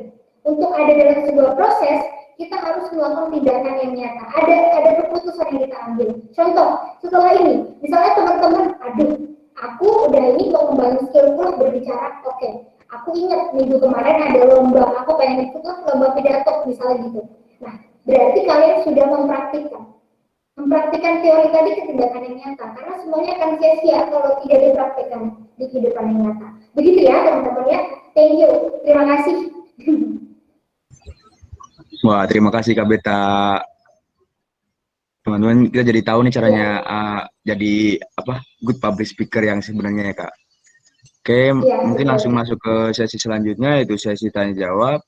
Buat teman-teman yang mau nanya, dipersilakan untuk menulis di kolom chat dengan format nama, underscore, daerah asal, dan dilanjutkan dengan pertanyaannya.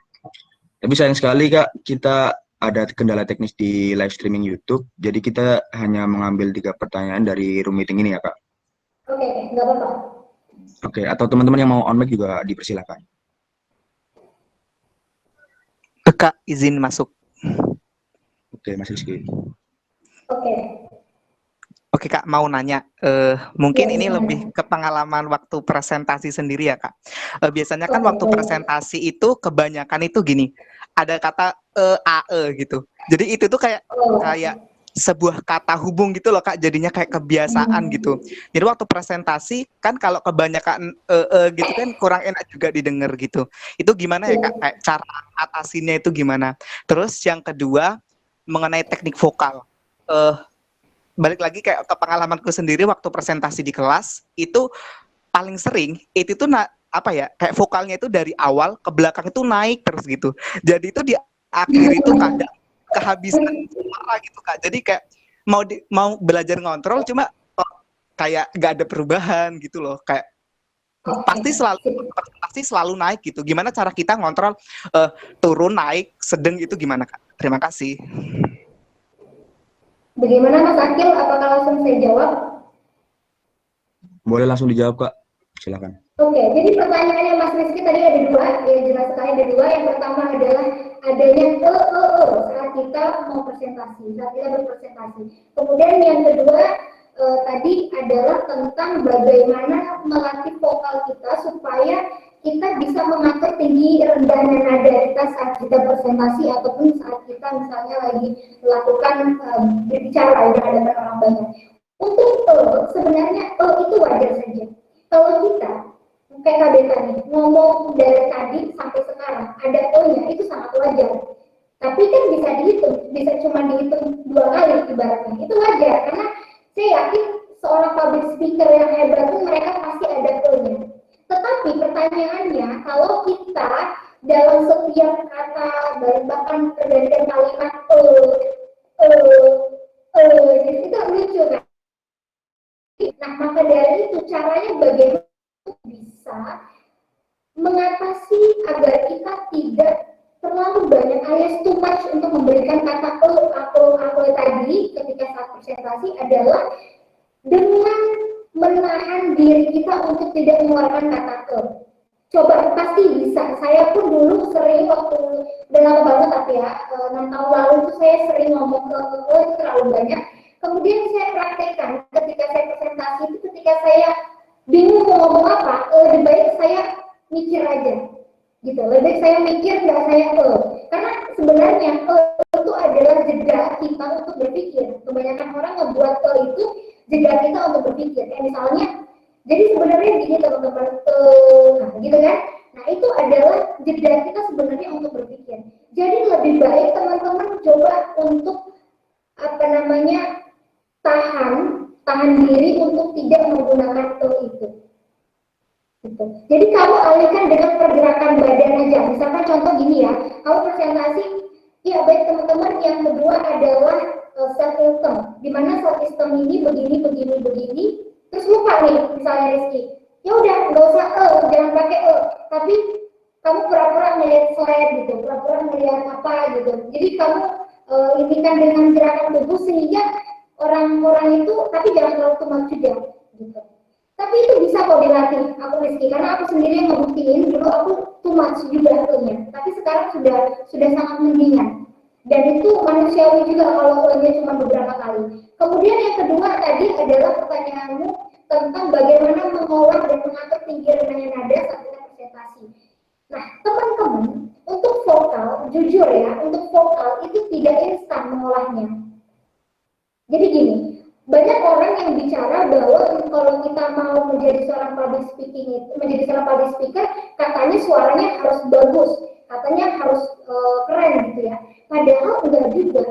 Kalau suara kita juga memang dasarnya tipis alias cempreng, itu sangat bisa untuk diolah menjadi bulat dengan menggunakan latihan suara diafragma alias suara perut gitu. Tapi kalau misalnya untuk intonasi, satu yang cuma tak bisa kasih tahu ke Rizky, yaitu sering-sering latihan di rumah untuk ngebacain suatu naskah misalnya atau suatu presentasi yang kamu mau jelasin, kemudian kamu jelasin depan kaca gitu, kamu ngomong, dan di situ kamu dengar, kamu record juga, kamu dengar, kamu record, lalu kamu dengar yang hasil record kamu itu kira-kira enak nggak? Karena kemarin Kak Beta juga baru nge-privat, anak itu juga mengeluh, katanya ketika dia presentasi nadanya itu semakin tinggi naik gitu, jadi nggak ada rendah-rendahnya gitu, nggak dinamis. Nah ini sebenarnya nggak ada cara lain, harus latihan banget, sering gitu di rumah. Karena kalau nggak kayak begitu, teman-teman nanti nggak akan bisa merubah dari vokalnya itu tadi, gitu ya. Pokoknya kuncinya adalah latihan. Dan pikiran nada itu kamu coba latihan di rumah dengan membaca naskah ataupun kamu coba untuk menjelaskan sesuatu gitu di kamar gitu di depan kaca, terus kamu mainin sebuah nada, bukan nada bernyanyi ya, tapi nada ketika kamu berbicara itu kira-kira kamu naikin aja tinggian nada, tapi tidak di setiap kata kamu tinggi, kemudian kata pertama tinggi, kata kedua rendah, kata ketiga tinggi, enggak kayak gitu. Jadi biasanya itu dinamis, nggak bisa ditebak kira-kira kayak gitu ya. Karena susah juga kalau kamu masih tahu kira-kira, oh nada rendah itu harus di kata apa, kan nggak mungkin gitu. Nah itu makanya harus latihan. Nanti kalau teman-teman latihan, nanti bakal apa ya? Ada feeling kira-kira bagian mana yang kira-kira nadanya harus rendah, bagian mana yang nadanya harus tinggi. Gitu. Nanti kalian akan ada feeling di situ ya. Oke, selamat untuk terus ini ya berlatih. Pokoknya jangan pantang menyerah, Rizky, bisa pasti. Oke, makasih Mbak Beta. Ini ada pertanyaan kedua dari Kak Leoni Purwati di Yogyakarta nih Kak. Kak izin bertanya, ketika kita sudah mempersiapkan segalanya saat presentasi dengan matang, namun di tengah presentasi kita blank. Terlebih ketika kita melihat audiens yang sebelumnya tidak pernah melihat presentasi kita. Dan sering juga melihat audiens yang jauh lebih keren dari kita. Bagaimana cara mengatasinya, dan bagaimana cara mengatasi pikiran yang tiba-tiba blank karena audiens yang iseng mengganggu presentasi kita, dan bagaimana cara mengembalikan alur presentasi seperti semula. Ini sebenarnya adalah yang dialami oleh semua umat mahasiswa ya. Jadi di sini mahasiswa pasti semuanya pernah ya diceng-cengin sama teman-temannya kalau presentasi gitu ya. Ada yang usil, ada yang iseng gitu pasti kan. Nah sekarang gini teman-teman, gimana cara kita untuk bisa mengatasi itu? Kalau misalnya ada teman kita yang ngusilin kita atau ngisilin kita saat kita presentasi, itu nggak ada jawabannya. Karena apa? Kita nggak bisa kontrol perilaku mereka gitu. Kalau misalnya mereka ngejelurin lidah mereka, terus mereka ngelewe-lewein kita, terus kita bisa apa? Di depan kan nggak mungkin kita mau gimana gitu kan. Yang ada kita itu harus punya menanamkan, cuma satu kuncinya, menanamkan pikiran bahwa teman kita tuh patung. Udah gitu aja. Kalau gitu ya, cara satu-satunya cuma kayak gitu. Padahal kalau kita mau belajar public speakingnya sesungguhnya, ketika kita mau berbicara di depan umum, kita kurang bagus kalau kita menganggap audiens itu patung, karena kita nanti pesannya dalam kepala kita orang yang mendekat kita itu adalah orang benda mati gitu, sehingga tidak ada interaksi di sana. Tetapi kalau misalkan tiba-tiba kita memang keadaan darurat, kita memang kesel, kita juga presentasi, kemudian teman kita dikebanggakan banget, ya udah, gak usah dilihat teman kita itu, tanamkan bahwa dia itu nggak ada atau dia itu benda mati lah, nggak ada di situ. Jadi supaya teman-teman bisa fokus, jadi tidak terdistract dengan hal-hal yang di luar dari diri teman-teman. Dan kita pun kan nggak bisa untuk ngomong, masa tiba-tiba kita presentasi bilang, kamu diem dong, kamu masih kita marah-marah, kan nggak mungkin. Misalnya ada dosen, apalagi kan itu nggak mungkin. Jadi terkadang teman-teman kan suka-sukanya dia juga memulai dari kita. Jadi salah satunya ya kita aja yang sadar diri, kita yang kontrol gitu, yaitu dengan kita menanamkan dari di kepala kita bahwa dia itu nggak ada, dia itu patung, dia itu batu, dia itu benda mati, nggak masalah gitu. Kemudian kalau misalkan kita melihat ada orang lain yang lebih dari kita, alias yang lebih baik cara berbicaranya, kemudian cara penyampaiannya, kemudian cara mengolah katanya, bagi saya setiap di fase apapun, dimanapun, setiap orang itu punya kelebihan dan juga punya kekurangan. Dan ketika teman-teman melihat ada kelebihan dari temannya teman-teman gitu kan, itu nggak usah khawatir gitu. Mungkin saja dia memang udah punya basic komunikasi yang bagus, mungkin saja dia sering berlatih, mungkin saja dia aktif mengikuti kegiatan-kegiatan organisasi atau ikut-ikut lomba. Jadi kita nggak pernah tahu gitu loh, apa background dia di belakang ini, kenapa sampai dia bisa komunikasinya sebagus itu. Nah itu justru menjadi evaluasi kita seharusnya. Kenapa ya kok dia bisa seperti itu? Nah ini teman-teman, kita insecure itu hal yang wajar ya. Kita merasa, oh aduh dia kok lebih lebih hebat daripada aku, dia lebih bagus daripada aku, itu nggak apa-apa, wajar.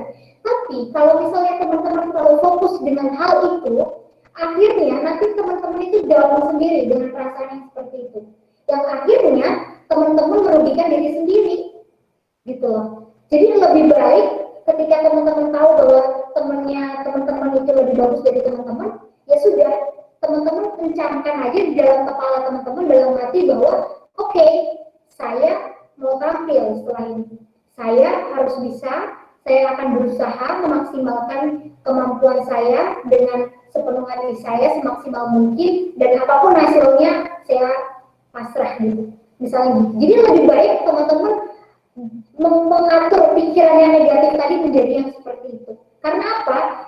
Kita nggak akan bisa memungkiri bahwa akan selalu ada orang-orang yang selalu lebih di atas kita, gitu kan logikanya. Jadi gak usah pusing dengan orang yang lebih dengan kita. Justru dengan orang yang lebih kita cari tahu kenapa dia bisa lebih dari kita. Ketika kita tahu apa rahasianya, nah kita ikutin jejaknya. Oh, dia dia latihan, dia ikut lomba kayak gitu. Karena kayak KBK dulu, KBK itu bisa ikut lomba nasional, presenter SCTV, Indosiar dulu dapat 5 besar dari mahasiswa zaman dulu ya, udah lama banget. Itu karena KBK percaya diri. KBK cuma satu kuncinya, percaya diri dengan kemampuan KBK, itu aja. KBK percaya bahwa KBK bisa melakukannya. Dan kamu tahu nggak, ketika dulu itu orang-orang yang ikutin lomba saat itu senasional, itu orang-orang yang cantik-cantik, apalagi itu dari gen-gen ya, cantik-cantik, seksi-seksi kan, karena presenter itu identiknya nggak pakai jilbab, terus pakai rok pendek gitu kan. Sedangkan KBK kan berhijab. Ada rasa insecure itu ada, kayak ya ampun ini mereka badannya body goals gitu ya, good looking gitu kan, cantik-cantik gitu. Tapi KBK percaya bahwa kualitas gitu, jadi KBK tuh ada PD-nya tinggi. Cuman memang KBK buktikan bahwa KBK bisa. Kayak gitu ya teman-teman. Selanjutnya. Oke, terima kasih Kak Beta. Ini ada lagi nih dari Kak Risetia di Semarang. Kak izin bertanya, adakah strategi agar audiens tertarik dengan presentasi kita dan fokus dengan materi yang disampaikan? Lalu, bagaimana agar terjadi diskusi interaktif di dalamnya? Adakah strategi menjawab pertanyaan audiens yang out of the box dan sebenarnya kita tidak tahu jawabannya? Begitu Kak. Oke. Bagaimana agar terjadi diskusi interaktif dalam yang lalu, adakah strategi menjawab pertanyaan audiens yang out of the box dan sebenarnya kita tidak tahu jawabannya? Oke, ya benar.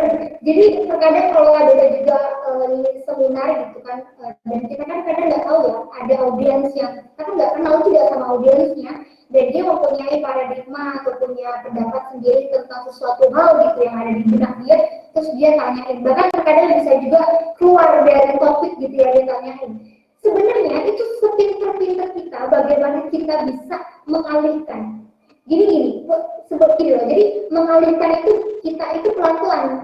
Jadi kita harus bisa pandai mengolah kata, gitu. Jadi kita pandai mengolah kata dulu, atau bahkan kita boleh balikan tanya. Tapi jangan langsung. Kalau kita balikan tanya, nanti dia mikirnya, loh ini kan saya nanya, kok malah balik bertanya kan gitu. Nah jadi kamu jawab dulu. Biasanya aku lihat kalau pembicara-pembicara hebat itu, mereka biasanya menjawabnya retoris, ya. Retoris itu gimana ya? Retoris itu ngejawabnya tidak menjawab sebenarnya gitu, tapi dia itu menjelaskan sesuatu yang serupa, tapi itu tidak menjawab. Nah, gitu. Jadi nanti teman-teman bisa pakai itu. Sebenarnya ada tekniknya sendiri ya. Mungkin kalau nanti dibahas di sini terlalu panjang, gitu. Pokoknya intinya itu sering sekali kok para pembicara hebat pun mereka biasanya menggunakan itu.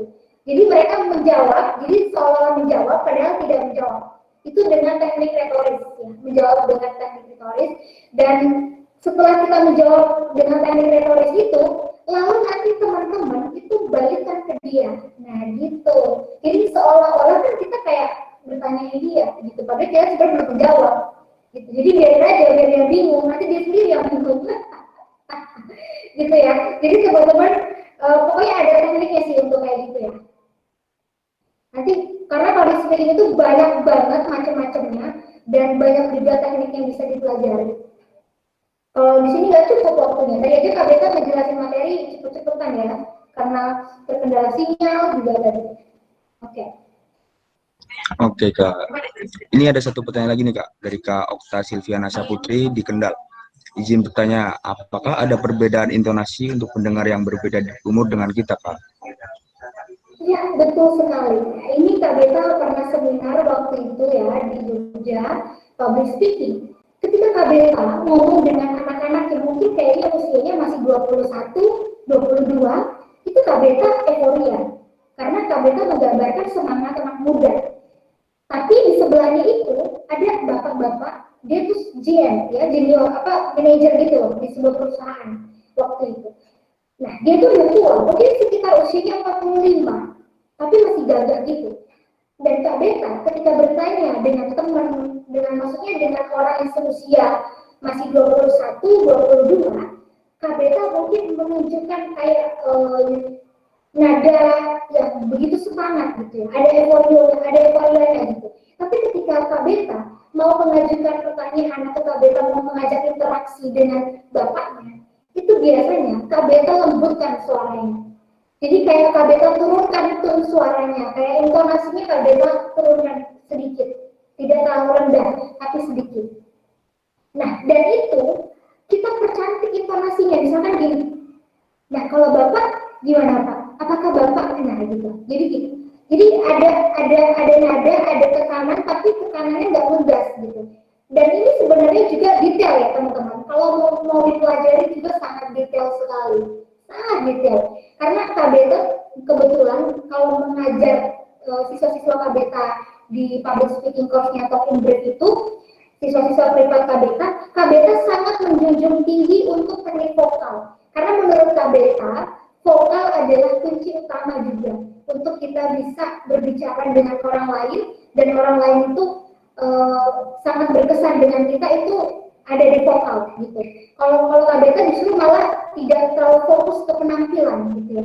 Karena penampilan itu dipermak, bisa sayang dipermak. Karena Kak Beta aja dulu ibaratnya waktu masih zaman bahula ya ikut lomba, kita itu bisa jadi cantik karena kita pakai jasa make up gitu kan. Nah, jadi nggak perlu khawatir kalau masalah look atau penampilan. Tapi yang ribet di sini sebenarnya adalah vokal. Bagaimana mengasah vokal? Vokal itu ya tadi masuk ke intonasi, stretching, penekanan, jeda, volume, kemudian segala halnya lagi. Dan itu perlu dilatihnya tidak instan, butuh waktu gitu. Dan ada pendampingan mentor biasanya. Karena kalau nggak seperti itu, teman-teman nggak tahu perkembangannya sampai mana. Kayak gitu ya. Oke. Kak, boleh izin bertanya? Oh iya, boleh. Itu Kak, yang pertama saya ingin tanya tentang jenis suara ya Kak. Nah misal nih orang ya kan, jenis suara misalnya berat suaranya. Nah terus kalau kita ngomong itu misalnya penilaian dari orang itu misal membosankan atau apa. Cuman di samping itu suara berat itu bisa dimanfaatkan untuk voice over. Jadi voice over itu lebih bagus gitu loh Kak. Nah kira-kira kalau kita mau presentasi atau berbicara itu, apakah kita perlu untuk mengubah jenis suara kita yang berat itu menjadi lebih cheerful atau menjadi lebih nyaring gitu? Itu kira-kira perlu nggak Kak? Itu pertanyaan pertama. Terus yang kedua, kalau di public speaking kan kita ada potensi untuk ngeblank kan Kak di tengah-tengah. Biasanya kita sebagai manusia tuh untuk mengatasi itu yakni dengan ngomongnya cepat gitu. Jadi dicepetin ngomongnya supaya nggak ada yang ketinggalan kata-kata yang sudah direncanakan untuk diomongin gitu loh. Nah padahal kalau dalam berbicara itu kan lebih baik kita pembawaannya secara tenang ya, biar nggak gerusa-gerusu gitu loh. Nah kira-kira gimana sih Kak caranya untuk mengatur kondisi kita supaya bisa tetap stabil dan nggak perlu ngomong cepat tapi tetap bisa tenang, tapi apa yang ingin dibicarakan tuh tetap nggak ada yang ketinggalan gitu loh Kak. Gitu sih. Terima kasih. Oke, berarti tadi yang pertama itu ketika kita mempunyai suara yang cenderung berat ya, kemudian ketika kita presentasi apakah kita harus menurunkan atau kita harus mengubah jenis suara kita untuk menjadi lebih tipis gitu ya, lebih menurut aku nggak perlu gitu ya, nggak perlu sama sekali kalau kita mau presentasi. Malah menurut aku itu kalau kita punya suara berat itu disyukurin gitu ya, karena suara berat itu memang kalau di industri itu sangat dicari, misal kayak voice tergantung juga ya, tapi voice overnya juga apa. Tapi kalau untuk presenter itu harus biasanya berat gitu ya, maksudnya lebih cenderungnya berat karena ketika aku pun dulu aku jadi presenter di Adi TV di Jogja itu memang berat gitu. Ketika dulu aku lomba presenter juga secara nasional itu memang kualitas suaranya itu cenderung berat kalau mereka yang berada di industri-industri seperti itu. Tapi kalau misalnya untuk presentasi kita nggak perlu sih ngubah untuk suara kita terjadi tipis atau gimana. Nah, tetapi PR-nya yang tadi sebenarnya Mas Eli adalah kita harus bagaimana caranya mengolah intonasi kita, mengolah stressing dalam perkata, dalam perkalimat, itu yang paling penting. Jadi ketika orang biasanya suaranya itu terdengar kental atau terdengar padat gitu ya, terlalu bulat, biasanya kan memang kalau kita presentasi agak membosankan, beda ya sama orang yang suaranya agak tipis gitu. Tapi ini nggak masalah, kamu mainkan saja di intonasi, mainkan di stressing, kemudian mainkan di jeda gitu. Jadi ketika ketiga hal ini kamu mainkan, nanti pasti ada sisi seninya kok suara kamu gitu. Pasti akan ada sisi seninya suara kamu ketika kita mau menyampaikan presentasi gitu. Jadi bukan merubah jenis suara malah. Karena kalau ketika kamu merubah jenis suara itu malah sulit ya. Kalau orang yang memang berat itu biasanya malah kalau mau dicempreng-cempreng itu jadinya gimana? Malah kelihatan gak natural gitu. Jadi natural saja. Tetapi kamu berarti nggak usah lagi pakai suara perut. Karena biasanya kalau orang sudah suaranya bulat, suaranya kayak kental gitu, biasanya mereka juga udah pakai suara diafragma lagi, jadi makin bagus gitu suaranya. Nah itu kamu kalau presentasi nggak usah lagi pakai suara diafragma, tapi suara kerongkongan aja, biar suaranya tipis. Tapi tidak mungkin tipis karena suara hasilnya sudah berat gitu loh. Jadi kamu mainkannya di intonasi, di stressing, di jeda, sama di volume gitu. Kemudian juga tadi pertanyaan yang kedua Mas Eli tadi itu bagaimana supaya kita nggak terburu-buru ya, supaya kita itu bisa sampai kepada tujuan pesan ya, supaya itu ya Pak ya tadi. Iya Kak. Oke, nah kalau itu tadi mengenai bagaimana supaya kita fokus dengan isi pembicaraan kita tidak terlalu terburu-buru. Nah, teman-teman, ini sebenarnya juga saya katakan bahwa harus dengan latihan. Karena kalau misalnya teman-teman tidak latihan, kalian itu gak akan tahu kira-kira kalian itu harus bagaimana untuk meningkatkan kualitas performa kalian. Nah, salah satunya dengan yang tadi Kak Sally bilang, gimana caranya kita fokus dari selesai sampai akhir, kemudian kita menyelesaikannya dengan baik, dan tujuan pesan kita tersampaikan, dan kita tidak terburu-buru dan tidak belibet. Nah, itu kan kedengarannya aja seperti kayak mudah dan gampang ya saya menyampaikannya. Tapi pada implementasinya adalah sulit, bahwa kita harus mempunyai susunan di dalam otak kita ini harus rapi, baik itu pemahaman materinya, baik itu penyampaian dalam materinya, kemudian kontrol diri, self kontrolnya yang harus tinggi.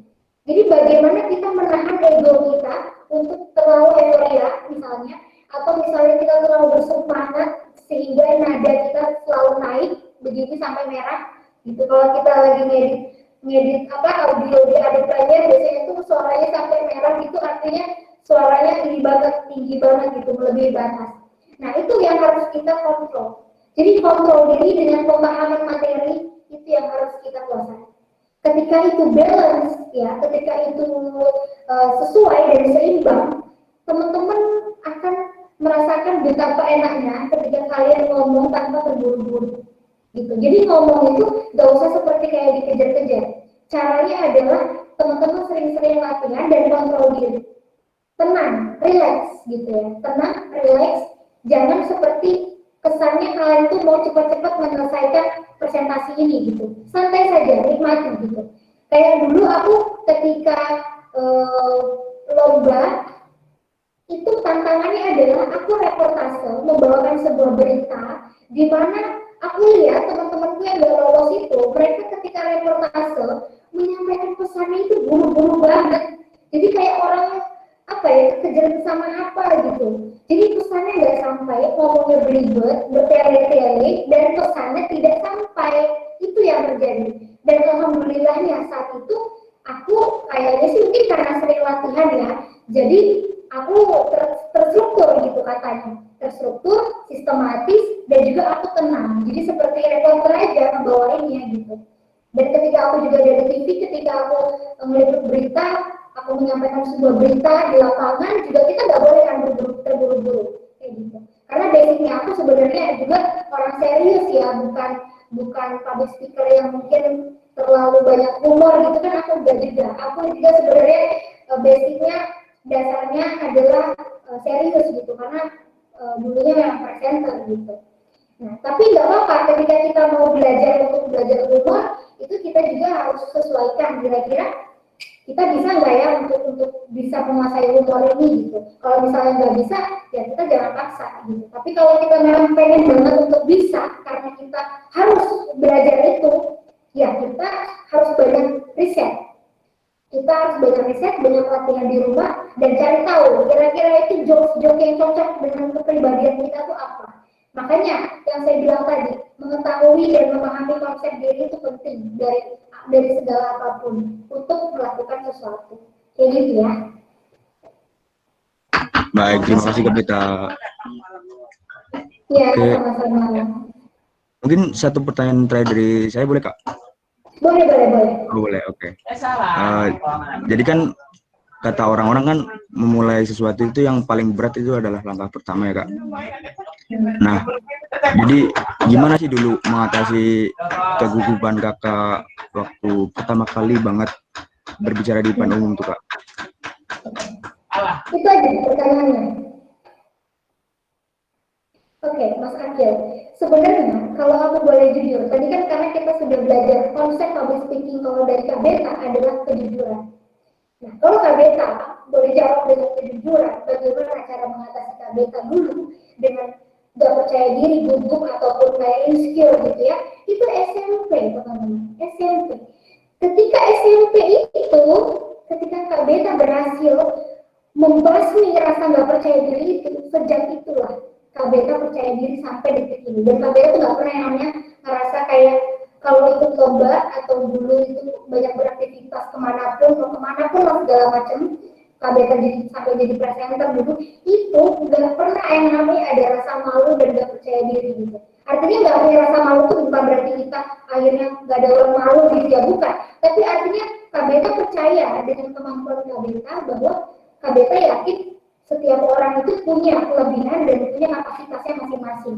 Nah, bagaimana caranya dulu? Nah, kebetulan Mas Akil, dulu itu aku itu ketika mau ngomong di depan kelas ceritanya, aku tuh malu. Gara-gara kan aku bertemunya mungil. Teman-teman aku sebenarnya mungil-mungil juga sih.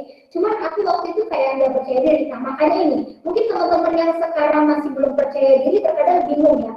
Disuruh percaya diri tapi dia juga bingung nggak percaya diri itu karena apa gitu ya misalnya. Nah tapi dulu Kak Beta tuh bingungnya juga karena nggak percaya dirinya lebih ke fisik gitu, karena Kak Beta merasa fisiknya mungil gitu, padahal Kak Beta merasa punya kemampuan untuk bisa melakukan itu. Akhirnya Kak Beta curhat deh sama ayah gitu ya, curhat sama ayah, dan ayah bilang, enggak, kamu pasti bisa, kamu itu kecil aja badannya, tapi kemampuan kamu yang besar. Dan semua orang harus tahu bahwa kamu punya kemampuan yang besar. Kayak gitu ayahku bilang. Oke, terus gimana caranya aku ngelakuinnya? Kan aku lagi gak percaya diri ini ya. Aku bilang gitu kan. Terus kata ayahku bilang, oke, step yang kamu lakukan, yang bisa kamu lakukan adalah cuma satu. Apa? Anggap teman-teman kamu satu kelas itu adalah batu. Gitu. Jadi simpel banget. Mungkin karena dulu aku masih anak-anak SMP, ayahku juga gak mau ribet, karena cuma itu yang bisa diajarin kan. Karena kan kalau kita ngebahas tentang konsep public speaking, ya nggak mungkin dong lebih ribet lagi, anak kecil ya bisa apa gitu kan.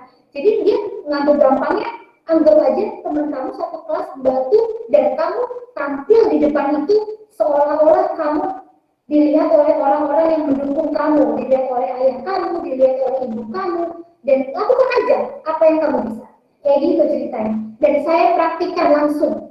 Jadi waktu itu langsung tuh besoknya tuh ketika ada mata kuliah pelajaran bahasa Indonesia, di situ saya mendongeng. Di situ siapa yang berani mau mendongeng, pertama kalinya saya, dan yang nggak ada yang bisa mendongeng selain saya, dan tanpa melihat buku ya, dongengnya itu panjang banget juga. Dan dari situ saya tuh sampai dipuji sama guru, teman-teman semuanya gitu. Nah, pada dari situlah saya bahwa percaya saya punya kemampuan gitu. Dan dari situ saya percaya sama diri saya bahwa saya punya kemampuan. Cuman saya tidak puas. Saya latihan terus. Dan teman-teman, ini ada cerita unik sedikit sebelum nanti kita selesai. Ada cerita unik sedikit dulu kebiasaan Kak Beta ketika sekolah SMP itu ngapain coba? Jadi SMP dulu, itu kan Kak Beta di Palembang itu kan pelosok banget ya, sangat pelosok tempatnya ada di pulau. Jadi Kak Beta dulu kalau berangkat sekolah, jadi sekolah itu dibukain kunci pintunya sama penjaga sekolah itu jam 7, teman-teman. Jam 7. Dan tahu nggak, Kak Beta itu stay sampai di sekolah itu jam 6. Bahkan sampai Kak Beta itu datangnya rumah penjaga sekolahnya untuk Kak Beta yang bukain kunci. ini real story ya, ini real story karena kita konsep dalam public speaking itu adalah kejujuran dan ini jujur gitu ya. Ini adalah kebenaran. Jadi Kak Beta dulu itu sampai segitunya. Untuk apa sih Kak Beta itu ngebukain kunci pintu? Karena Kak Beta tuh sebenarnya mau ngebuka kunci kelas Kak Beta supaya Kak Beta bisa nulis-nulis di papan tulis kayak berlagak seorang guru, seorang dosen. Karena dulu cita-citanya waktu masih SMP pengen jadi dosen gitu. Jadi dulu itu suka ngejelasin gini, bayangin jam 6 masih sepi, itu sekolahnya pelosok gitu ya, banyak kelumpungan, banyak rumput-rumput tinggi. Terus itu Kak Beta dalam kelas kayak ngejelasin seolah-olah di dalam kelas itu ada orang, ada muridnya. Serem banget gak sih gitu kan? Sampai pada akhirnya tuh penjaga sekolah itu ketawa-ketawa gitu loh melihat aku. Tapi karena udah terbiasa melihat aku, apa gitu, malah salut gitu, malah kayak memuji gitu. Jadi itu yang rutinitas Kak Beta lakukan selama di SMP yang gak pernah bisa hilang. Jadi ternyata memang suka ngomong itu ternyata sudah ada dari SMP gitu. Gitu kalau cerita lucunya kayak gitu. Itu konyol ya sebenarnya. Oke, makasih Kak Beta. Waduh, teman-teman nih diskusinya menarik banget ya. Namun kayaknya kita dibatasi oleh waktu ya. Jadi mungkin untuk selanjutnya kita bisa melakukan sesi foto bersama. Jadi diharapkan teman-teman bisa menyalakan kameranya terlebih dahulu ya. Ayo teman-teman.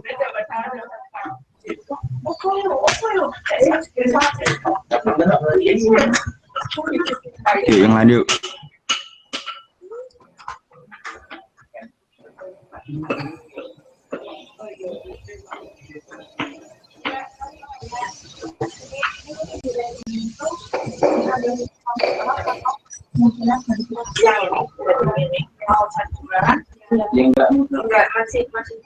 Masih ada lagi yang mau on cam? Di dalam pekerjaan seperti saya aja, tapi buat saya bagi mahasiswa, anak-anak SMA, bahkan sebenarnya public speaking sekarang udah ada yang dipelajari, diterapkan dari anak-anak banget gitu, dan itu akan lebih baik. Jadi untuk mahasiswa, anak-anak SMA, untuk melatih public speaking itu sangat wajib bagi kader saya, karena supaya bisa teman-teman itu mengupgrade kemampuan dan skill teman-teman yang lainnya. Meskipun nanti teman-teman bukan menjadi seorang pembicara kayak Kak Beta, atau seorang trainer kayak Kak Beta, atau seorang presenter kayak Kak Beta, tapi teman-teman mungkin bisa menjadi seorang yang lainnya. Tapi percayalah, apapun nanti job kalian ya, apapun pekerjaan kalian setelah kalian lulus, itu saya yakin 100% kalian akan membutuhkan skill public speaking ini, karena public speaking ini itu bisa menjalin relasi gitu, dan gunakanlah organisasi yang ada di YPE ini sebagai relasi. Contohnya sekarang panitia itu memberikan relasi loh kepada kalian, sehingga kalian itu kenal sama Kak Beta, tahu Kak Beta. Mungkin yang tadinya masih terlalu acuh tentang komunikasi dan public speaking, akhirnya mengetahui tentang public speaking dengan lebih detail seperti apa. Jadi sebetulnya ini adalah wadah yang sangat bagus sekali, dan mudah-mudahan dengan hari ini, pertemuan kita pada pagi hari ini sampai siang hari ini, itu menjadi awal yang baik, awal yang indah untuk teman-teman melakukan dan melalui proses panjang yang selanjutnya lagi. Dan yang penting jangan pernah merasa puas dengan kemampuan yang sudah dipunya, dan kalau merasa belum punya kemampuan atau skill, itu sebenarnya perasaan kita aja, kita nggak punya apa-apa. Nah, jangan menyerah untuk menggali skill yang udah sebenarnya dari kasih sama Tuhan gitu ya. Dan mudah-mudahan tadi kuncinya yang tadi Kak Beta closing statement di materi tadi adalah sumber daya energi. Ya. Sumber daya energi yang paling terpenting itu adalah yang bisa melahirkan segala aktivitas apapun yang ada di dalam diri kita. Sehingga nanti teman-teman bisa melahirkan sebuah banyak karya, ide-ide yang bisa kalian keluarkan.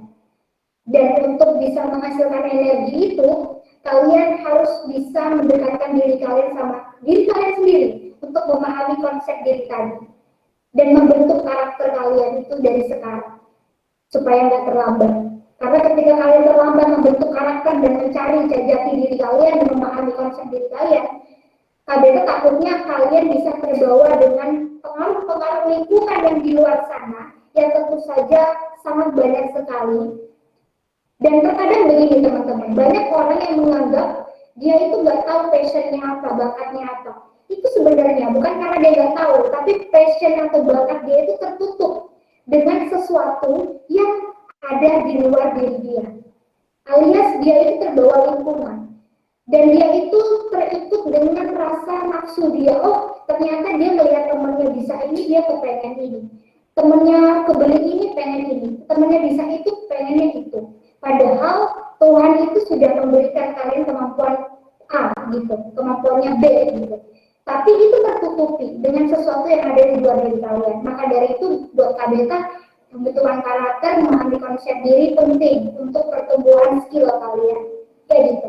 Karena sebagus apapun materi yang didapetin, kalau kalian juga dari diri kalian tidak memahami konsep diri kalian sendiri, nggak akan bisa untuk mencapai yang maksimal gitu.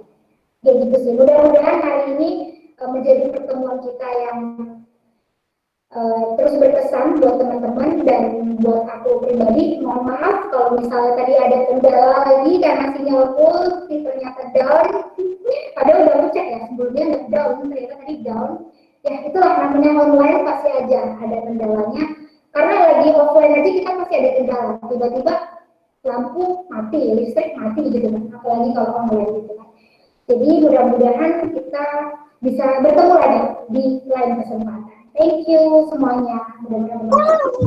Baik, terima kasih Kak Beta yang telah berkenan menjadi narasumber pada siang hari ini.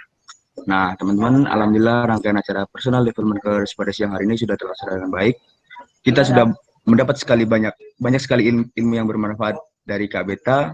Mudah-mudahan materi yang disampaikan oleh Kak Beta bermanfaat dan membuat kita semakin termotivasi untuk mulai berani berbicara di depan umum. Jangan lupa teman-teman untuk mengisi link presensi yang ada di kolom chat. Dan akhirnya saya Akil Afasmansyah beserta segenap panitia pamit undur diri. Mohon maaf apabila ada kesalahan tutur kata baik yang disengaja maupun yang tidak disengaja. Kalau ada sumur di ladang boleh kita menumpang mandi. Kalau ada umur yang panjang boleh kita bertemu lagi. Terima kasih, selamat siang. Wassalamualaikum warahmatullahi wabarakatuh. Waalaikumsalam warahmatullahi wabarakatuh. Terima kasih. Terima kasih. Terima kasih Akil. Terima kasih Kak, terima kasih semuanya. Jangan